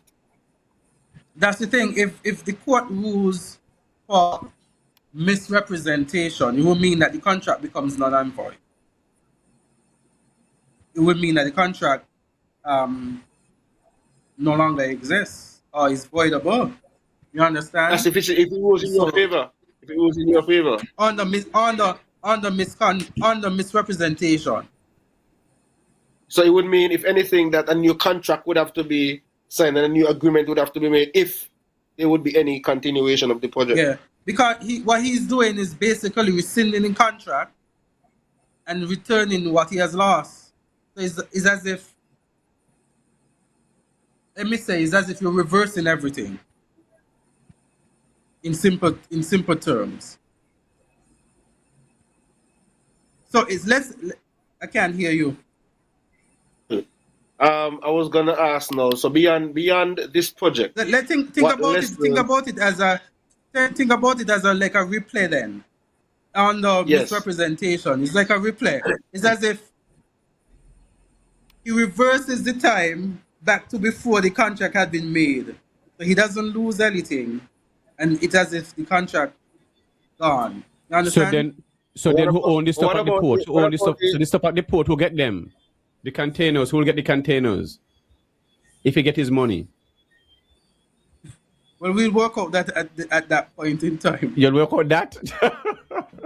Can you give him money? No, why I So said he don't that, lose right? nothing? So Because the stuff belongs to the government? wait. So it belongs to the government? I'm just He would- saying, if you give I back him mean, money he for all would- the he stuff that would- he pay out, yeah, go ahead. But wait, Banky. Mhm. Remember, you'll have to prove his loss in court, so you'll have to prove where the money Of went. course. You Yes. understand? And you'll have to Of prove course. how the money was spent. So all of that, Mhm. in terms of what's at the port, and so it's still facts and issues, still things that have to be determined. Yes. So that's why I No, haven't that's what I'm gone into asking. those kind Yes. of aspects. Yeah. Of course. No problem. Okay. Yes. Now just interject that, that will have to be part of the settlement too. What is at the port? So when the case is settled, and if Yeah, he'll have to well, prove, the court will he'll make have all to the prove decision. his losses. He'll have to Yes, prove his yes. losses. Okay. But Before, this is before a- I ask this- this follow-up question, before Yeah, I go ask ahead, this follow-up Yasan. question, let me ask this prior. Mr. Singh, have you and your company built any housing project in the Caribbean or any similar project in the Caribbean? Yes. We built Okay. in Trinidad. So- We have several other companies, that does housing. We work for the Housing Development Corporation in Trinidad for years. Okay. All right. So beyond this project, what lessons has East Coast Housing learned for future Caribbean housing development?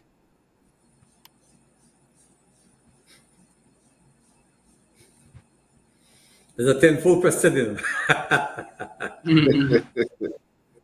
Well, I mean, it's a lesson. It's a lesson because I guess, I'm sure you would have never experienced something like this before. So what? I've never what- experienced with any government in the region that we have dealt business with. Never.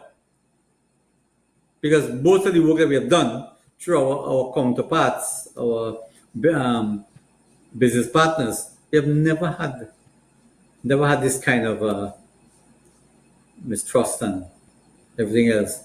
But we are saying that there's a simple way with this, move forward. What we have learned is it doesn't matter trust in. We do things differently.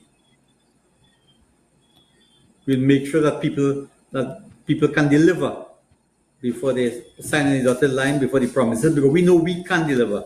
We put our money where our mouth is. We showed the 31 containers on the port is not empty.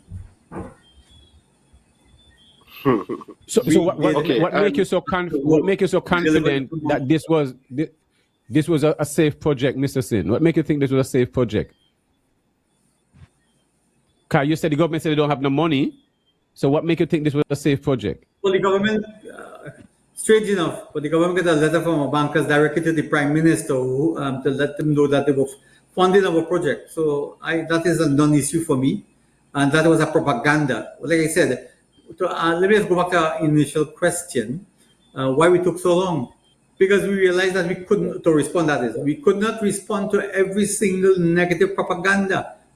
Because I'll tell you something I realized, and my brother Kitishan has told me, boy, we eat breakfast, lunch, and dinner as propaganda.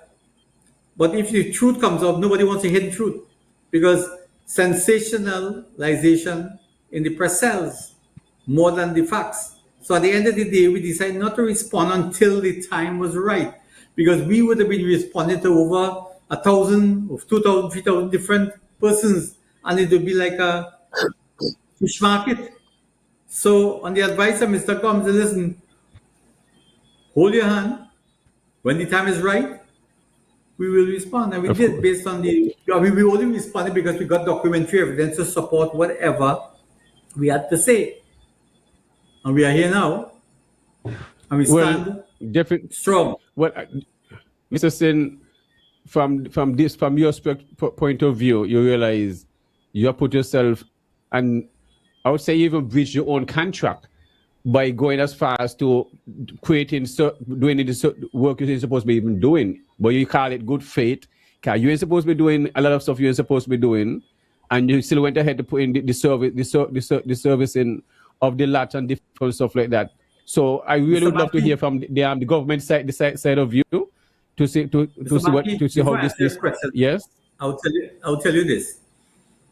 Mm-hmm. We realize as a company Yes. that the government did not have the technical wherewithal by infrastructural engineers, civil engineers with experience.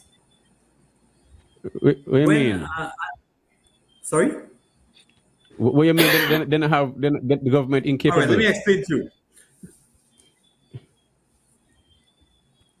You had a couple of people who said they were engineers in sustainable development, and when You mean planning? we were Planning. in planning, not planning, in Yes. sustainable development, Sustainable. So physical planning was not a part of this. Physical planning was not a part of this. No. You're changing my narrative. I am telling No, you, I'm in the asking if Ministry of physical planning also was not a part of this. That's what I'm asking you. I don't Apart from know. sustainable development. Okay. I All don't right. know, but I will tell you Okay. now. Yes. There were engineers in the Land Settlement Agency or whatever they call it. Yes. And I was told that they were civil engineers. Yes. I'm not the lecturer. Don't know. I didn't sign anything, any certificate. However, when we started to do the infrastructure in Wamilots on the site, and we would say, and the senior man in charge of that department, when I questioned, he said, "Look at it's finished. Go ahead." I said, "Excuse me, sir, you're not finished. The road is not properly carved out. There's a ravine running through the road. The lots are not metered or whatever they call it, and it's not electrified." He said, "Well, the contractor is supposed to do that." I said, "Well, maybe so, but that's not how really engineering infrastructure is supposed to be done." He said to me, "I'm accustomed to doing this for 40 years, so you can't come and change what is going on in St. Kitts." That's how small it was. And then I said, "It can't work." So I complained to the highest in the National Housing Corporation. He said, "Gosh, man, help them now. Go and do whatever now. Where's a little bit of money, whatever." I said, it's not that. It's just that a matter of principle. That you're all fighting me, and it's not unfair. But I say, okay, in order to get it going forward, because I realized there were no competent civil engineers. Let me finish. They were not competent civil engineers. On my experience as a civil engineer also, I said, no problem. And this is where the good faith come in. Maybe these guys don't know. I'm not going to be like a bull in a china shop. And I went and proceed accordingly. What I'm saying to you is that maybe, this is me, that St. Kitts is not ready for my type of business where I do things in good faith sometimes or whatever have you. And that's one of the answers I'll give to Janson in relation to what I learned from this. I will stay in my zone, as Mr. Gumbs would tell me. Stay in my zone, and but I wasn't brought up like that. So I am different. This is a serious situation. I mean, just answer the question. Not in all aspects would someone who overperforms in a contract be considered a breach, because if it doesn't interfere with the other party's rights, if it's consistent with the contract's purpose, if the other party accepts the benefits from it without objection, then the contract is allowed to be flexible.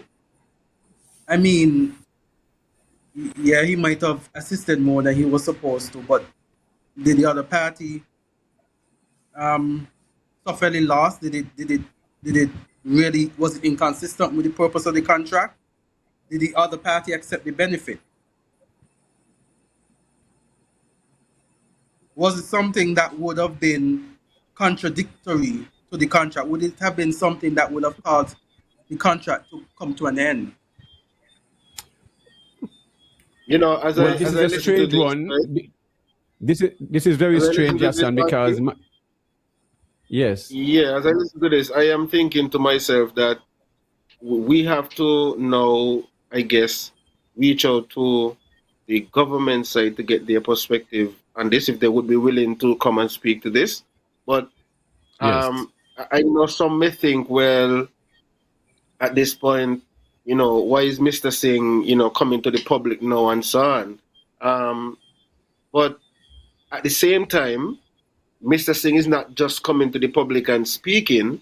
He would have already taken the correct steps in terms of the action by taking this to the court, and the court is the place where this should be rectified. So as much as he's seeking to now clear the air to some extent based on some of the things that were put out there in the media that would have made him and his company look a certain way in the international space, knowing that his reputation and his company's reputation is at stake as well. So the court, taking it to the court, is the right step. And I guess it makes the interview here a little bit challenging, but understandably so, because there's some things that are in front of the court, and we still, even though we ask the questions, we would not necessarily get a full clarity. We are hopeful, though, that do you have an idea of when this case, would be heard? Is there any timeline, so to speak? Well, there's some. I can't say at this point in time. Reason being, there has been an application for a stay proceeding based on a term within the contract. So the government was supposed to file a defense sometime in November. We were expecting a defense to be filed. Instead of the defense, there was a stay of proceedings to determine based on something in the contract. And so we had to file applications in objection to that. And so what would have been a first hearing, perhaps to look at the merits of the case, the defense and the claim, will now have to be a first hearing to determine how further the case should go, in a sense. So I want to say this, though, to Fari, is that this matter had been filed sometime in October, and it had been silent. In fact, the intention was to remain silent. It was all because certain things were being highlighted in the media and social media that Mr. Singh thought that it would be best to give his side of the story, because, of course, it will cause some sort of damage to his company's reputation and stuff like that. And so he felt that he wanted to be heard. And, he's a man who does business on a daily basis, so he wanted to be heard. In fact, as I said before, the matter had been filed in the court for over a month now, and there was nothing mentioned about it. Okay. But before that, yes, we will get negative responses from government side and every political pundit. Yes, prior to but filing. I going back. wanted to ask something here. Going back to before where. you come in, Banky, hold it. I just wanted to ask something. Well, I was just listening to Mr. Gumbs, and this just crossed my mind. The fact that this issue is such a touchy issue, knowing that it is now a company, the company going up against the government of St. Kitts and Nevis, and you happen to be, a lawyer, yes, one, but secondly, the leader, the deputy leader of another prominent political party on St. Kitts and Nevis. And I'm sure that there would be that view out there that, well, this is just an opportunity to play politics, so to speak, with this issue. How do you respond to that critic, so to speak? And maybe also, while you respond to that, maybe also Mr. Singh could justify his choice out of all of the top lawyers in St. Kitts. Well, I can answer that question for both of us. I would like to answer the question for both of us. Because I'm the author, collectively to my board that chose Mr. Gumbs. We interviewed several attorneys on the island, prominent attorneys, without calling names. And everybody, yes, they're interested. But when we produced the evidence and they looked at it holistically and said, you know what, good case, chalala, whatever have you. And they came back to us after a day or two and said, Mr. Singh, we want to move forward, but we can't. I said, why? They said, right now we are receiving, some of us are receiving briefs from the government. And we will lose all our briefs, even though we know it's a good case to win. And some of them said, we have never get any briefs on government. We love this. This is a high profile case because you didn't come cap in hand. I'm repeating verbatim. You have produced evidence based on the accusation in your claim in regards to the government.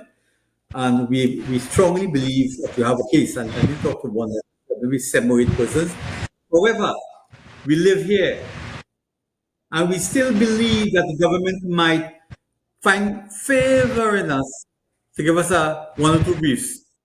So as such, we decline because we are fearful. They were fearful that they will be blacklisted. When I approached Mr. Gumbs based on the board decision, we decided to, of course, we did research on everybody, and not to politics and party and whatever have you, because I've never spoken to Mr. Gumbs before this matter. For the amount of years I've been in St. Kitts, I've been in St. Kitts since 2015.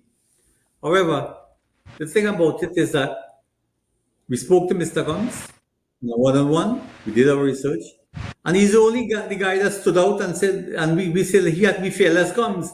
He decided to take on a matter, knowing like the other 9 attorneys, you have a good case, and decide, hey, we are going to do the best that we can do because we believe you have a good case. And he didn't say anything different to what the other attorneys said. So that was our decision.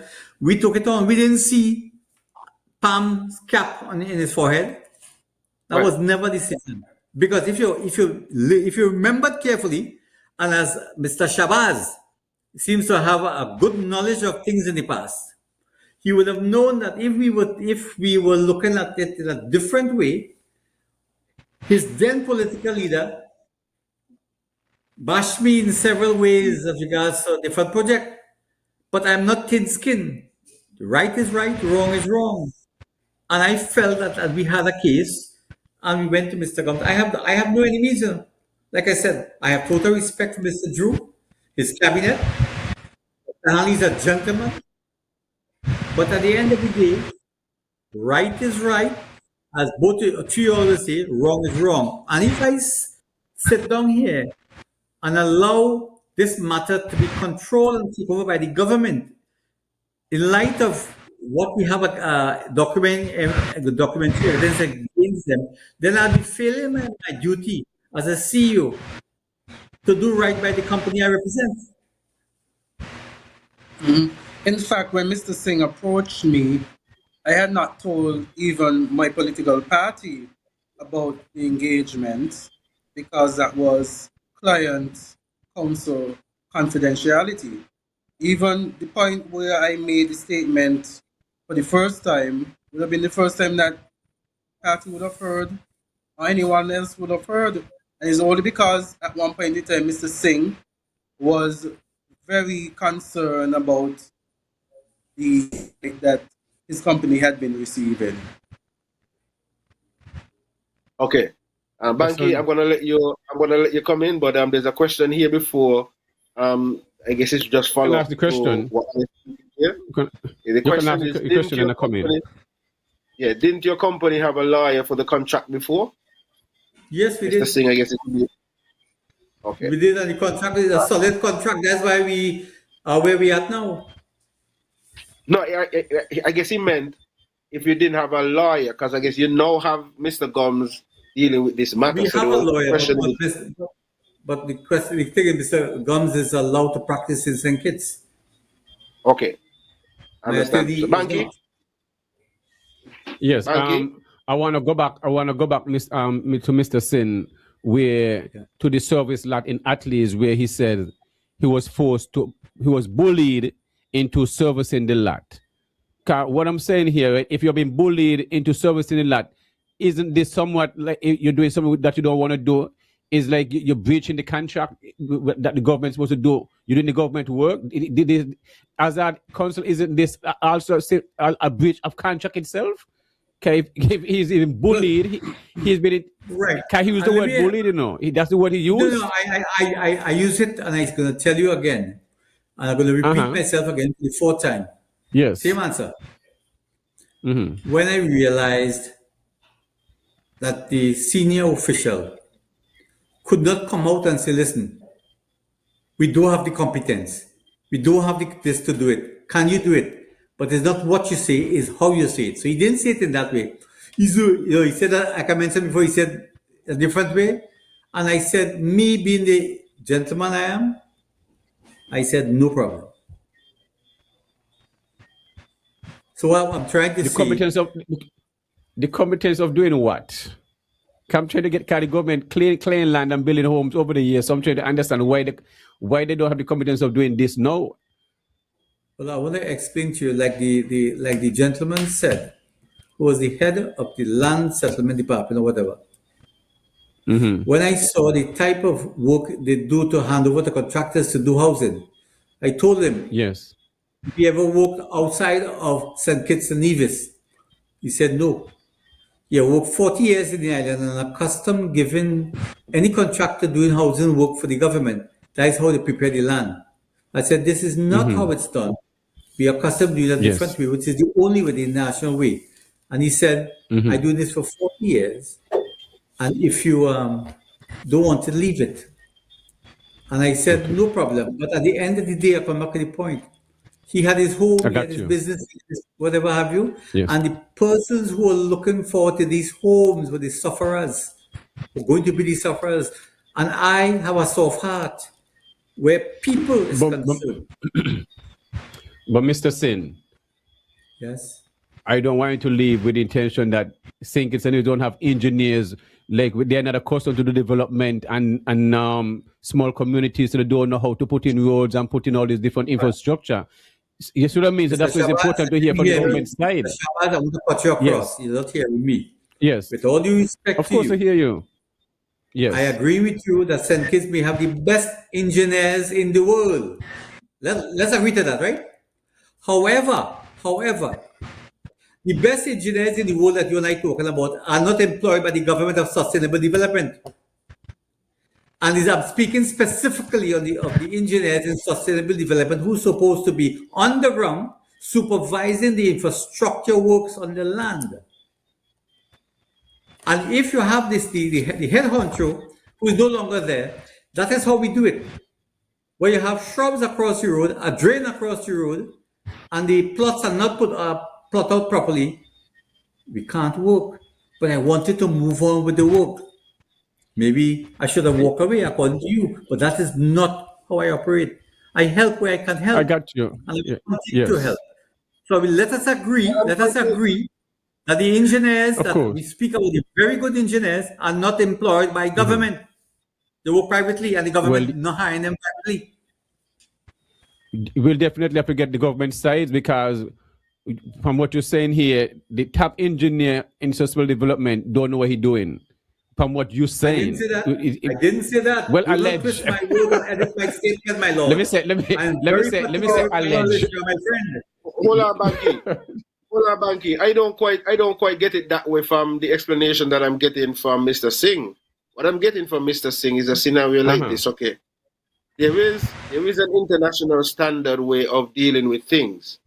Mr. Singh is coming from a perspective where he is accustomed to do things according to the international standard. Now, he's here in St. Kitts and Nevis about to do this project, and the people who are supposed to deal with that aspect in terms of putting in the infrastructure and dealing with these things may have been accustomed to working with a certain standard, and now he is here now to deal with what he knows to be international standard, and now these people are saying, okay, well, this is how we're accustomed to do it. thing So who now, assessed the like model you homes when he Banky, did the model homes? Who assessed the model homes, the two model homes? he When said so he was forced to do that himself. We're not forced to, but he said he nobody used it said, to bully. I did it. My engineers is two uh-huh. lots, That's yes. separate lots, not Yes. So cluster you of lots where the road and lights and water. This had road, it had road so and your lights and water engineer around. Engineers was on site and they did did everything. you, your The model engineers. homes. We were responsible for Yes. the Yes, model home. Okay. Okay. yes. So that's something different, Banky. So what So you saying that the model home they yeah, would have I understand. already have Yasan, one yeah, but infrastructure there. Yasan, Yes. I understand that. But Mr. Sin, so did physical planning had anything to do with this project? Repeat. Physical planning of the government who assess that the building codes are being met and stuff like that. Did physical planning had anything to do by supervising and Well, overlooking I and don't make know sure, yes, this if is how this. physical planning has code has anything to do with the land, but I know they have to do with the house because we get a The commission house, I mean, when you're certificate signed building off the by house, them. when you're building the houses, I mean, when you started the project of building the model homes, did physical planning get involved Oh according yes, yes, to yes. all the stages? NHC and That's what NHC and exactly. all. Hey, what? Hey, let me say it because I realize that Yes. you're trying to twist my words and don't do it. What I'm trying to explain to you, when we were building the model homes, NHC Uh-huh. and every arm of government was present on Uh-huh. site Yes. on a daily basis, if not every 2 days. Okay. Okay. Because I know you keep speaking of the person from physical sustainable development, but just wanted to know if physical planning himself had anything. But you answered that question, which is They were okay. responsible of clearing the land and providing the Yes, service of lots course. on behalf of the Yes. government and the Ministry of Housing for us. I guess Banky, yes, and Banky, I guess in Syncit we use sustainable development, but here we use communication, public works, where they do the surveying and laying out the roads and different stuff in No, no, no, no, no, communication no, no, here. no, no. I'm talking about Nevis. I was speaking to Yasan. How I'm Oh, speaking to okay, okay, Yasan, okay. not you, But not I'm saying I you. never How had we do a things over problem here in with never had a Nevis? problem with surveyors, National Housing No. Corporation, I'm and the just government. speaking. No, Oh, I okay, don't okay, know okay. I understand. how sustainable work in Syncit. So just trying to make the comparison with a different division over here in Nevis. When Nevis doing out the Well, road, then the everybody knows the road. system Yeah, is that's different and better. well. We okay, but appreciate that. Banky, We appreciate the compliment. Yes, guide your son. I use let's use a farm case scenario, right? Um, Yes. you are hired to work on to do a project on somebody farm, and they may have already have certain practices that they use on the farm. You as a trained farmer, certified farmer, you know that these things are so the way that probably that farmer is doing what he's doing, he ain't supposed to do it so. So now you there now you come to the job, you have a choice now of either one walking away and say like me ain't working with this because me ain't working with that program, or you say, well, if I am going to do it, I have my reputation at stake, so I have to fix whatever it is. So I have to do whatever to make sure that when I build this, it is done properly. So that's what I'm But yes, saying. son, When I don't listen Nevis, to don't Singh, Syncit have the standard, yes, son? What you're saying? Syncit don't have the codes where they work by? Syncit have to have a code. They have everything is in no, no, place where no. they have a code that they're working Banky, with. You're telling me about about Banky, international standard. Don't Syncit have a code that Banky, they work with? Banky, You asking Banky, answers to your own question. Of Banky, but let's be course. But realistic. yes, and Let's be realistic. go ahead. No, Banky, how many projects we know? 'Cause this is the problem that I'm seeing Mr. Singh present here. How many projects we know develop here? And when the host them done build, no road in there, no lights in there, not this in there. So what he's saying, when he's doing his project, he want to make sure that these things in there because they should be there. Not that when the project done, when he project done, that these things ain't in there, and then people saying, well, oh, East Coast housing, sorry, came in and did this, and see how they be at the end of the day. So he is making sure to protect not just himself, but his company and the reputation of his company, and for the future, doing projects. So he's not just thinking of doing projects in St. Kitts and Nevis. I'm sure he'll be looking to do, if that project would have been a success, He might have been looking to do a similar projects in other But yes, Caribbean son, islands. it's not like I don't understand that. It's not like I don't understand that. Don't make it seem like I don't understand that. Mr. Singh chose to put himself and his company at liability by doing these things, taking on a contract that he ain't supposed to be putting in the servicing stuff. That's what I'm saying. So whether or not the I disagree. sustainable... Not a liability. What? It is, no, it's not liability? Mr. Banky, with all due respect, we'll agree to disagree. But I'm saying it wasn't a liability. You have to understand what I've been saying all the time. Of why I did certain things. And if you remember what I said, I did. So then the reason why I did it, then your last statement is erroneous and you should retract. Which one? Go ahead. The last one is no. You said the person. You said there's an international standard, right? And the from sustainable development, they said this is how we do it in Singh or whatever it is. But you choose to end up and putting the infrastructure. That's what I'm saying. You take on the risk because you left out the part where and you see the head of it. He said, "Singh, but help us, sir. Help us." And there were you make me go in details, and I think it's unfair. The head of person said, "What? Help us?" What you said? The head of somebody said, "Help us." That's what you said. Yes. My English, help us. You hear from me. And let me explain to you. There was a D6 tractor park up on the side that was ready to leave. And I went and I spoke to the owner and told him what I want done and supervised that job. I'm going to come back to you. I understand you, You will say point blank, based on what you're telling me. If it's not done, I go on East Coast do operate so. East Coast I understand what you're saying. Of course. Not competent, I will help you because you are not the beneficial person. The poor people of St. Kitts. So I am trying to help you. I understand that, Mr. Singh. Yes, I understand everything, Mr. Singh. I understand everything you're saying, But what I'm also saying too, by you doing this, right? Because what the government was responsible for putting all the service lots. But then you're sorry for the government and start to put in the service lots. The people. You're not listening. For the people, okay.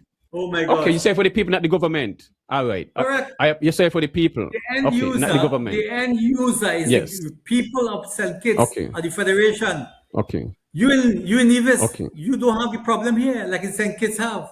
Yeah, but it's still St. Kitts. Nevis is one country. There's no single Nevis. So it's repeat myself. Yes. You in Nevis don't have the problem St. Kitts have. Let's move on. Okay, so guys, it's almost 9:30 now. Yes. Banky is my partner, so don't diss him. Yes. We're gonna have to get the members from Parliament. We have to get the members from Parliament, Mr. Hanleyard, Mr. Jew, or whoever else the third party inside of the government who is obstructing all this in place, because now everything have been retracted and now you are left in a hole, and that is not good. You see what I mean? You come as a developer to invest, and now you get the I wish you good luck. I wish you good luck in your pursuits of based on your question now. I wish you good luck in your pursuits. Yeah, of course. Well, we'll have to speak from the other side and see how that goes. So these are your views, and then have to get the government side of view. So I mean, I want you to remember. Yes. When you're speaking. Yes. When you're speaking, where if you're quoting me, bearing in mind. Yes. Yes. Bearing in mind, when you speak, because you have to get the opinion of the next side, whatever of the next side. Our claim in court, with our claim in court, without going into detail, we provided a word that's called documentary evidence to support our claim. I hope that when you're speaking to the other side, your side, right, that you will, the people that you try to contact, that they will not just speak propaganda stuff. They will provide documentary evidence to back up the claim. We have done that. Mr. Gumbs, I stand by him. For me and my board is the most fearless leader fearless attorney. You have good attorneys, and I like the point you make. You have a lot of prominent attorneys in St. Kitts and Nevis. But some of them, with all due respect, does not have the testicular fortitude that Azard Gumbs has. Okay. So Yason, Banky. Yes. I know it has been a very interesting discussion here this evening. I hope that Mr. Singh has answered all the questions that he could answer. And I do thank you guys for the opportunity for us to be here this evening, you know. Yes, definitely, and I'm grateful. I'm grateful for the opportunity to have this conversation with Mr. Singh, to, as they would say, hear it from the horse's mouth. Um, and we definitely would seek to get answers from the other side, even though I could hear the um. Okay, let me leave it that way. Whatever Mr. Singh said in relation to that. You were Um, hearing how passionate I was. I was how passionate I was. um, but you know, Banky, as I listen to this, right?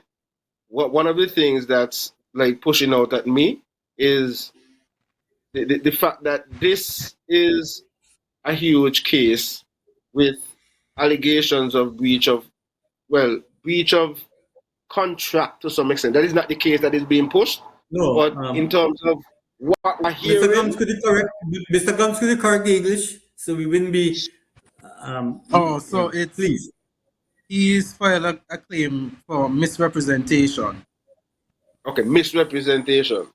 All right. So, And and Mr. Gums. misfeasance and misfeasance. Okay. Now, here is it that we are looking forward to another, the possibility of another big project on Nevis. And we stand to, if not, see some similar scenarios with not being able to meet whatever obligations if necessary. And so I think this in it just looking at this issue and having this case is going should be an eye opener for us and St. Kitts and Nevis, and for us to be seeking to hold our elected officials more accountable. And as Banky would have highlighted, that this has nothing to do with what party it is, but government. Whoever there, whatever agreements they make are made, um, and then putting us in a position, because at the end of the day, if um, Mr. Gumbs and Mr. Singh is supposed to be successful, it is our taxes that's going to be awarded. So at the end of the day, the same people that Mr. Singh is looking to look out for and protect would be the same people who would eventually have to pay. And it's not that you would not have invested, because you would have shown that you would have put in, you know, it's not like you're trying to take money from the country either. So I'm not trying to allude to that. But I'm just saying at the end of the day, it will be at the cost of the taxpayers. In your case, you might only be seeking for what you would have lost. But in a lot of cases, when the other companies who find themselves in situations like that are groups, they sometimes sue for a lot more than what they lose. And so it would still be at, you know, the taxpayers' expense. So it is something for us to look at as we you know, go through and look through our political landscape here in the Federation of St. Kitts and Nevis. And so we really want to thank you, you know, guys, for coming and clearing the air and giving us the opportunity here to ask some of the tough questions. And even though we recognize that some you could not have responded to due to the fact that it's you know, in front of the courts, you know, we really do appreciate that you actually try to, as much as possible, to respond and at least clear the air. I'm hopeful that at the end of the case that you guys could come back and eventually talk about, you know, what happened and any progress and any update. You know, you're free to return and you know, share with us.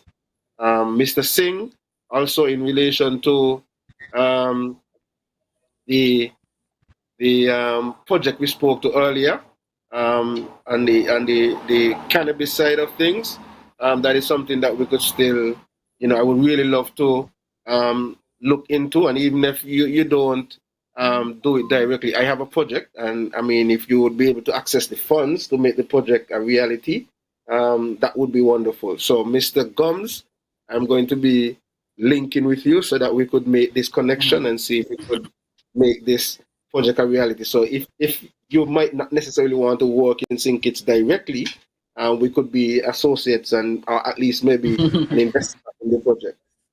How about So that?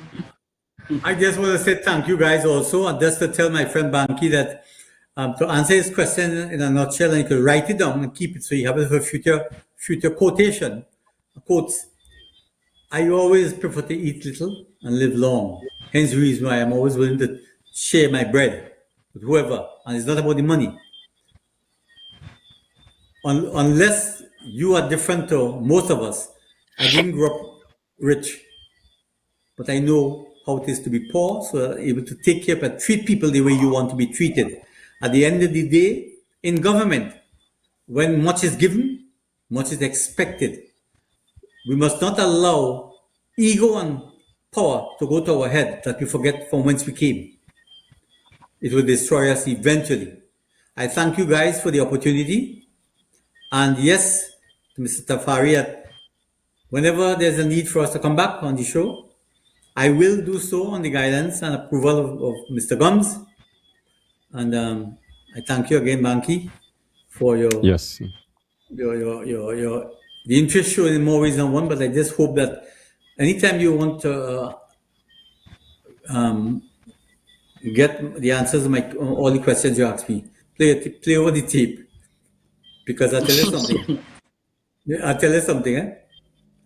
I tell people two things I don't do. I don't lie and I don't lie. If I give you my word, you can take it to the church or the bank in any order. Because at the end of the day, a line is a blight. If those want to have, those who have cocoa in the sun will have to look out for rain. But according to Mr. Gumbs, we're not into the agricultural cocoa scene right now. Okay, thank you. Okay. Thank you Mr. so much, Gumbs, your guys. closing remarks. I just want to say thank you again. As a lawyer, no case. I like to say this. Every case that you have your client's case. You try to put forward your client's case, but ultimately it's in the hands of the court. The determination is for the court to make, and whatever the court determines, if it is that a counsel might find that a court might not have ruled in a particular way, there's ways to appeal. But at the end of the day, for me at least, you put the matter before the court and let the chips fall as they lie, as they will. Sorry. All right, and we really appreciate you guys, being here and being as candid and seek as much as possible to provide as much information that you could within the scope of the case that is pending. Yes. What's his name? Burlby Jones. I saw you asked about calls, but we did open up the lines a bit earlier. We didn't have any calls, but we do appreciate all of you who would have made your comments and post your questions and or made your comments. We do appreciate it. Without you guys, we would just be here talking to ourselves. So we want to really thank you guys. We want to encourage you also to go on over to the YouTube platform, subscribe to Real Entertainment Network, and click on the notification bell so nobody have to tell you. And it doesn't cost you anything to do that. But it is just your way of helping to support us, because when you do that, you're going to be helping to support the platform. And you would also be notified every time we are having a show. So with that, Mr. Singh, Mr. Gumbs, Shabazz, Banky King, the Real Entertainment Network team, we want to say thank you all, and thank you, our listeners, all of you who are here. Please share the link, share the live. Your friends are not our friends, and the more the merrier. So give thanks, everybody. Guidance and detection. See you guys Well, in the end of close out. Me not close out. You're me. We're going on here. You're knocking me about me now. Get close. We're not closing. We're going on with this. What the hell is this? Banky, your turn to close now. With Mr. Singh. Yes, I knock me about tonight, boy. You're going knock about tonight. Bye. I'm happy to hear that you're willing to come back with us. So I'm glad for that. Banky, I just want to thank Mr. Singh for coming on, choosing Real Entertainment Network and the topics, and thanks to Azard Gumbs. Also, thanks for the viewing and listening audience for making a contribution. Really appreciate that. I mean, they keep going back and forth, and that's what it's all about. All views is contended, all opinion is very welcoming. We greatly appreciate that.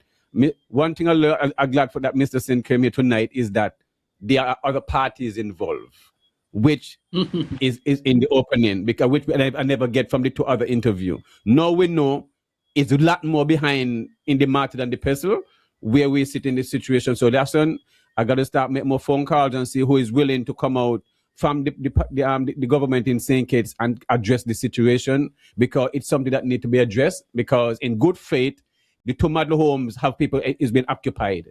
And this we look bad on the government if they have been and Mr. Singh, but by having people occupying these homes and enjoying these homes, it look good on his part. So definitely, I'll have to get in contact. Hopefully, we get a response from someone and come and hear the views and stuff like that. If not, then, but definitely I'll be reaching out to the government in St. Kitts, Dr. Joe, Mr. Hanley, whoever else the third party is. But Mr. Singh seem to have the gentleman who love to do things in good faith for the people. I wish you have more people like him. Thanks again for choosing Real Entertainment Network, Mr. Singh, and definitely looking forward and an update with you on Counsel when in the near future. Banky, I want to have the last Thank say. you. I want to have the last say. Yeah. I want to remind Yes. Banky, with all due respect. Yes. Yes. And I'm saying this, and I will appreciate Mr. Tafari. You remind him gently when he's Yes. calling the other side, whichever side he wants to call, Mm-hmm. in relation to getting their side of the story. We have produced to the court documentary evidence to our claim. When you're speaking to the other side and they want to make pronouncements in refuting course. our claim, I'm asking Yes. you, let them produce documents also, because according to Counsel Gumbs, when they didn't respond to the claim, they asked for it to be set aside for further Not set discussion. aside. Not set aside. Okay. I know. Terminated. Not for, What's the for word? the- What's the Terminate word? the contract. For them to be a stay of And they proceeding. I asked know for Mr. stay of Singh- proceedings. Yeah, A stay of proceedings. Yeah, Mr. Singh Also- makes that error every time we talk. Yeah, I apologize. I apologize for the error. They asked us to stay of the proceedings until they could do have this further discussion with us. I am saying there's no discussions to be had, because if you're asking for mangoes and you have plums, it ain't working. So all I'm saying to you, get your side. Yes. According to some people, get your side, because you get it from us, and we are Yes. filing the court. So we have documentary evidence in the court to back our claim. If you won't come and they want to make pronouncement, I am told that breakfast, lunch, and dinner. Propaganda is breakfast, lunch, and dinner for most people in the Federation. I disbelieve that. Well, not Okay. here, I'm not saying, here, and Real get the Entertainment evidence. Network. Not here, and Real Entertainment. We're here to bring the clients to the fore, have Exactly. the interview, and let them speak And I for thank themselves. you. We're not. Yes. Correct. But you have to ask for Um, evidence too, because we could provide. Of course, no before problem. we wrap up, I just see a final question here, Mr. Gums, that I think I would want to drop in before we ask. It says, ask Mr. Gums if his party win the next government, will he take on the project? If you were to win, will you take on the East Coast 2400 home project? A quick response, and Well, then let me say this, because the case is in the High Court. The High Court, we are saying, well, if Mr. Singh was to be successful in his claim, it would be to rescind the contract, which means to cancel out the contract, which means that there won't be that contract there. Whether or not our party would enter into agreement to build houses, housing is necessary for any country. It's necessary for the people. You go to a number of persons in the constituency, in any constituency, and persons are desirable of owning their own homes. A lot of persons are in rental homes and desire to be in their own. I think housing would always be an issue for any government, any administration. I can't speak specifically to this contract or any other contract. I can't speak now about any contract in the future. But I could say that, housing is something that any government, every government should look for its people.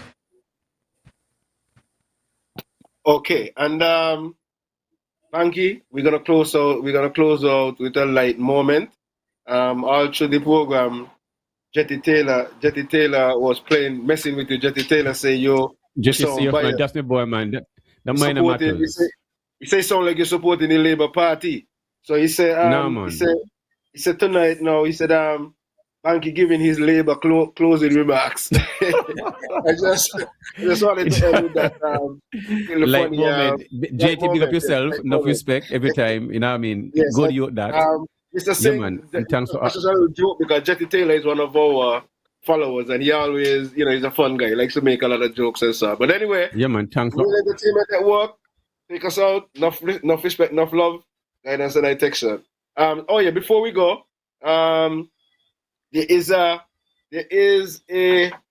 town hall meeting that is scheduled for Monday, 15th December, Town Hall Interactive Forum on the merits and demerits of the SSZ, Special Sustainable Zone Act, and the proposed Destiny Project. It's going to be from 7 p.m. until 10 p.m. Monday, December 15th at the Charlestown Anglican Church. We see clarity over confrontation. We see collaboration over consternation. We seek dialogue over damnation. We seek to understand rather than to undermine. Simulcast on, CBN Radio, British Virgin Islands, KCN Television Channel in Anguilla, CBN Television Flow in the in the Virgin Islands, organized and hosted by Nevis Civil Society Coalition of NGOs. And I've also heard that a group of lawyers, I don't know if Mr. Gumbs is one of those lawyers that is planning to challenge the government with this issue. But anyway, that's just the final ad that we're gonna take as we close off for this evening. So thank you. Thank you again, Mr. Gums. Thank you again, Mr. Singh. Thank you, Thank you. Banky, and all listeners. See you guys next week, Tuesday, for another edition of the Topics right here on Real Entertainment Network. And I felt like it's that you was me instead. I wanted to rock with you, roll with you. Said you was my baby girl, then you left me too. Everything was kosher, perfect like a poster. Then I got word that you wanna lead a picture. Off with somebody else, off with the jerk. With the shame on me, I really thought that it could work. Off with somebody else, off with the loser. Shame on me, I really thought we had a. Lately I be having conversations with myself cause I feel like I have nobody to talk to. I be having conversations with myself cause I feel like I have nobody to